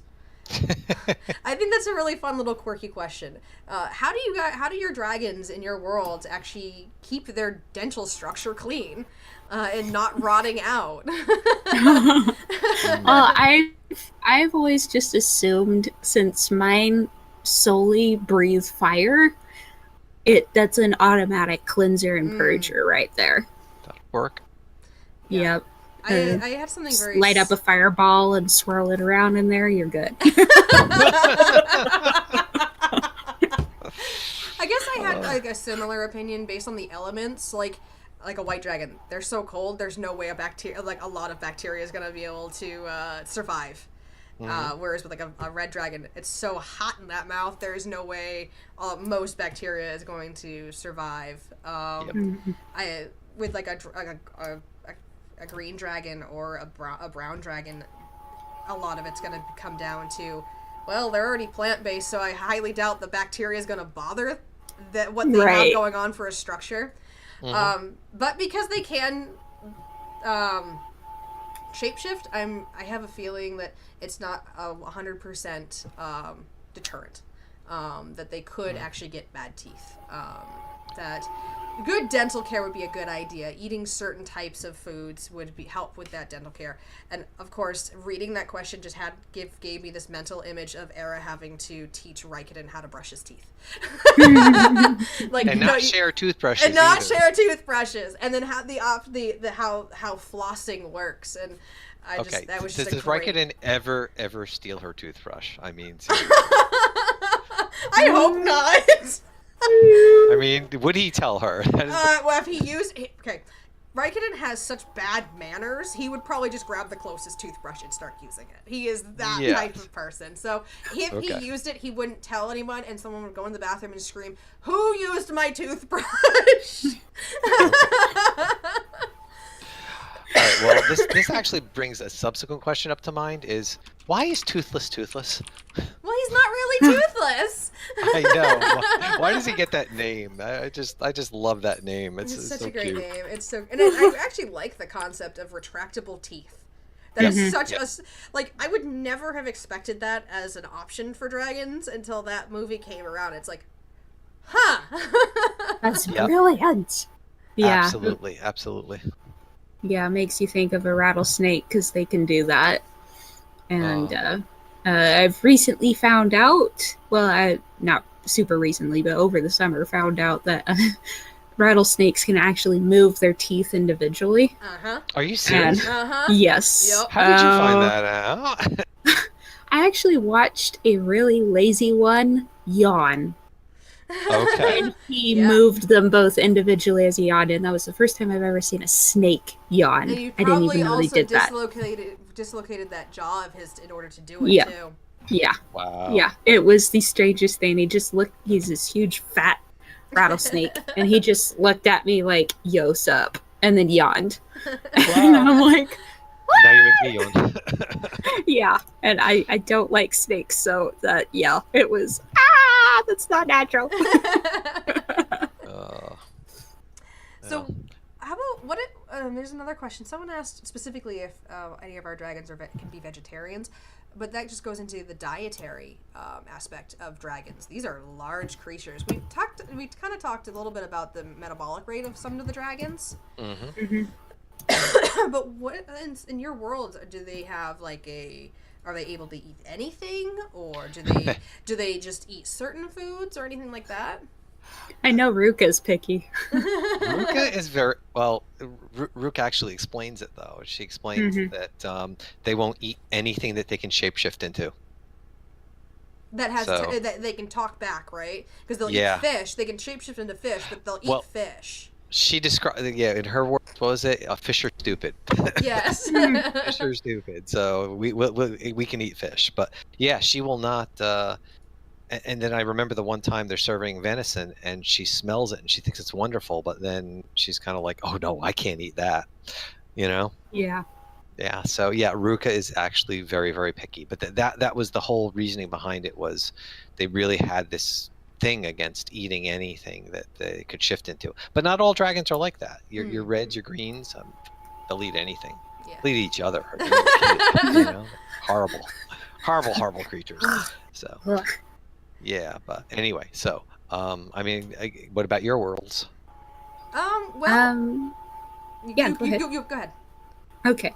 I know I've played around with Fargon, and that his favorite food is definitely venison. Red spine buck, I think, is what I called it. That's his absolute favorite. And he can pretty much eat anything, and he does try to keep a pretty balanced diet. And he'll eat minty things to keep his breath fresh, because he knows humans don't like that and stuff. And he can digest vegetable matter pretty much as well as meat. But I do have in my world where they do need to have the meat to really sustain themselves for long periods of time. And their metabolism, their body just digests that a little better, and then they aren't as hungry as soon afterward. And it needs to be kind of certain kinds of meat, because some of the feral dragons, or those going feral, will try out different things, and some of it will just make it worse, make them more hungry. So they have a particular diet that they have to keep up with and stuff. But overall, they can eat just about anything. It's just what is good for their body. And they're very in tune to what that is. My dragons are actually quite different between the worlds. Not super different, but rather different. In Lumerian, they have a primarily... meat-rich diet. When they're as dragons, they will mostly just eat meat. It keeps it, like you had said, for a dietary wise and for the way their bodies work, it works better for them. they will eat plant-based stuff. And I would say, yeah, there would definitely be vegetarians, even vegan, or even anything on that spectrum of different types of dietary restrictions. Excuse me. But it's not a real big requirement for them either way. When they shift into humans, they can just eat anything that a human could eat, as long as they don't develop an allergy. They could definitely develop some sort of allergy to something. Raikkonen is well known for trying just foods that Era just gives him. Here, try this. Here, try this. And he's like, okay. Like he also loves eating out of her plate. That's yeah. If she'll eat it, he'll eat it. That's how he rationalizes it. If she thinks it's safe, it's fine to eat, and then he ends up loving it. In Alaria, in Asus, those dragons, they can literally eat anything. I have dragons that will even eat gold and gems. They eat it. They probably could, yeah. And they could, and they digest it, and it fuels them. They actually will eat that stuff as a longer sustainer. It's usually a last resort type situation if their food is running low, so they'll actually eat parts of their hoard. So it also keeps it safe from adventurers trying to steal stuff from them. But if the food is scarce... That is one heck of a way to keep your hoard safe. Yeah. Swallow it. That's how that got there. I was wondering how World of Warcraft worked in, like, how did that gemstone get in that boar? Right. Now we know. But yeah, they would only do that, like, under desperate times. Like, there's very little food right now. It's a very bad season. They'll eat gems and gold and people and other dragons. Whereas nothing is safe. Yeah, nothing is safe at that point. But on good times, they'll eat meats. They'll eat vegetables. They'll just eat anything, really. Some nice tossed salad. Yeah. Some will have different preferences, like Zalinath. He has a preference to fish. He just really loves seafood, crustaceans, and all sorts of different types of fish. Whereas his father, who's the same color, he actually has more of a preference to red meat. He just really likes red meat.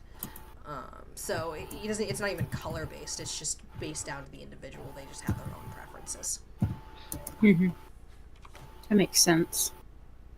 I love how Rye likes Era's cooking. Yeah.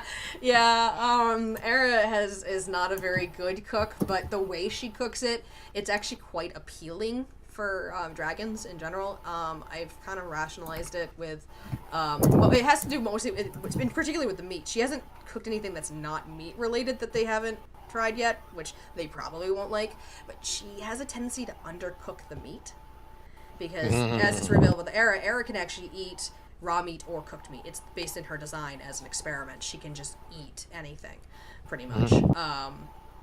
So she doesn't realize she's doing this. She doesn't realize she's undercooking food. And the dragons love it. They just think it's really great. The way that whatever she's doing is just, it's making them love it. And everybody else thinks she's a horrible cook. Even Era, she's like, Era's the thing. I'm like, I know you guys hate it, but I'm eating it because I think it's good. But everyone cooks better than her. She will admit that everyone cooks better than she does. And, That's funny. she'll eat what they have. And she loves it when people cook for her. But... it is a very interesting situation. That actually developed organically as I was writing.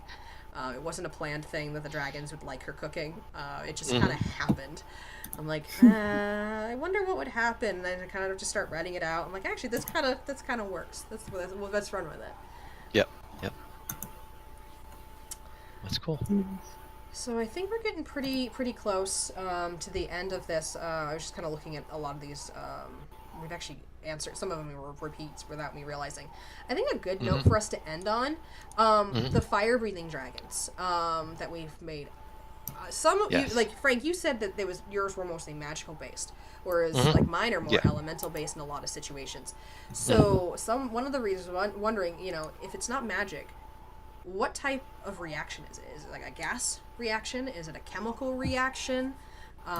It's actually a really good question, seeing as there's different ways to produce fire in general. Obviously, lightning and any other element would have its own thing, and I think that's a really deep thing that would a little deeper than we can actually go on this episode here. But I think that might be a really good thing for us to discuss. Even though you, Frank, you said that yours are magic based. Just in general, do you think other dragons would have been magic based or more of a chemical base or anything like that? I actually I previously saw these questions, and I kind of looked that up because I was kind of curious. And there was a lot of debate where scientists were trying to figure out, well, how would that have worked?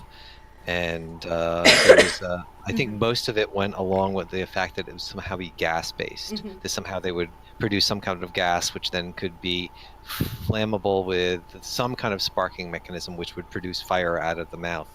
Which at the same time makes you wonder, well, why wouldn't the inside of the mouth burn? But but I mean, these are there'd obviously have to be some reasoning behind it as to what, I don't know, an asbestos lined mouth, I'm not sure, if that would actually even be feasible. But I would think typically if it wasn't magical based, I think you could make good cases for either a chemical reaction or something gas based. But again, I mean, I would think a fire breather would be more gas based, and then something more like acid breath would be something more of a chemical reaction.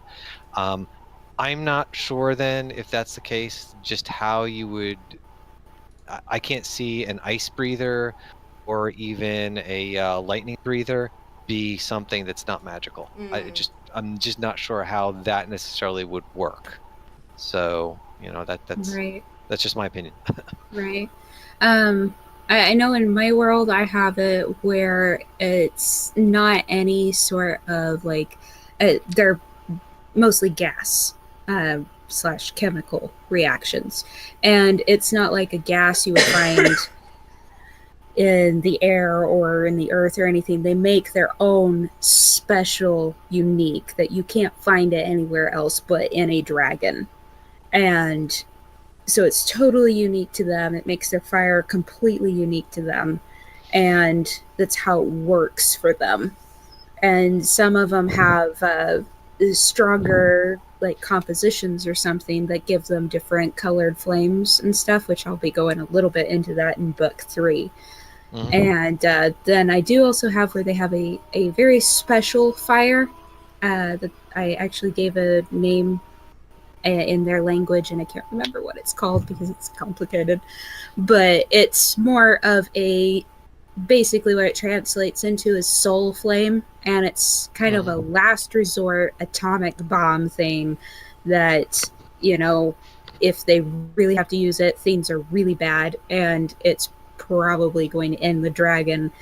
But wow. It's this really intense, basically a very small atomic bomb thing, and it's a fire created from their very soul. Wow. Is how they describe it.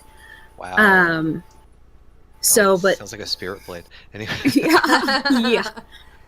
So, but just their general fire, it's a unique gas and chemical combination of their own that comes from a special set of lens in their body. Is how I have that in my dragons. Which is why they can forge special metals and swords and whatnot.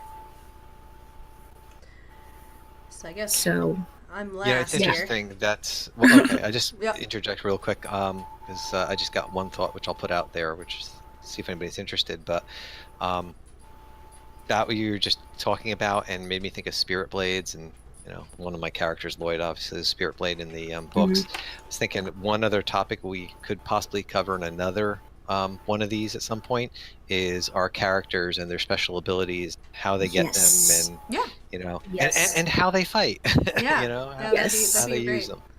Yeah. That would be awesome. Yeah, that would be awesome. The classes. Yes. So anyway, Shannon, please finish. Yeah, so I guess I'll finish this off with my dragons. The ones from Alaria are very much magic based. They have an innate ability to use magic, even if they don't focus on it. Zalanath is a very good case. He focused on it, but he didn't in the past. When he was much younger, he was actually a priest or a cleric. I haven't really decided what I'm going to call it in the end.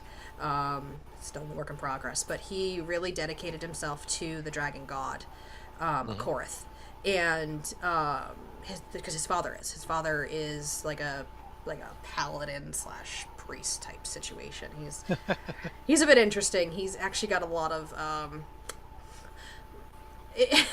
as much as he's supposed to act like that, he's very wild, actually, and he has a lot of tendencies to lose his temper very easily on certain situations. So, in like a D&D standpoint, he would be very similar to like a barbarian almost. Well, hey, you know, if you go by my books, you could definitely have a dragon barbarian. Yeah, well, that's the thing. Like, he's kind of like a mix of like that teetering on the control and the lack of control. So he's actually a very interesting character. I'll put it to you this way: actually, did dip into barbarian. So. Oh, interesting, Nice. interesting, very interesting. Anyway, please finish. So yeah, they're definitely more like a magic base. It's an internal magic that dragons can possess and do. The Dragonians, that's again a tentative term that I'm using right now. They're a type of humanoid dragon, dragonkin. They also have something very similar, and it's because they are very closely related, but not full dragon. Like they're not. There's kind of differences. And even the Wyverns in that book, they have the ability to sort of use something very similar.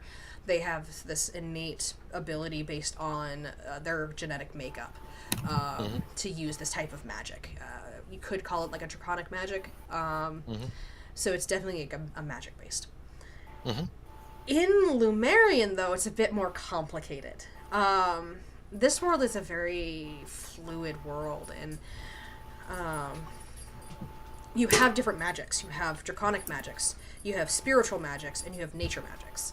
And then you have celestial magics, which are used by the gods, who also use their own individual nature, draconic, or spiritual magics. So it can mix. Dragons, I wouldn't say it's magic. It's not a chemical reaction or magic separately, but maybe a bit of a mix of the two. Mostly because the way the elements work in this world, they're not exactly the same as it is in real life. They are a living entity. Era is a very good example here. She's a human woman who has the ability to breathe fire. It's very hard for humans to breathe fire, and most people have to train very, very long to do it. She just had this innate ability. She's very unique in that sense because she has a part of her body in her that actually harnesses the fire, because all element users have a part, especially fire users in particular, have a part of their body that harnesses the fire in itself. The pureness of fire is actually harnessed in their body. Era's actually is harnessed right here in her chest. So there's actually a raging fire inside her body in this one little part of her. And it's very similar to that of the dragons, particularly the red dragons, and other elemental users. If, like, say, it comes from their hands, it'll actually be a source in their wrist that it comes from, that they can produce it right there in their hands. So they're actually harnessing the element directly. I would say that there could be some chemical reaction involved in there to help, but it's definitely more of a magic base mixed with this unusual life essence of what it means to harness the power of this element, being a living entity almost, because the gods actually had to rein these elements in. If it weren't for them being able to harness this and control this power, this world would just be torn apart.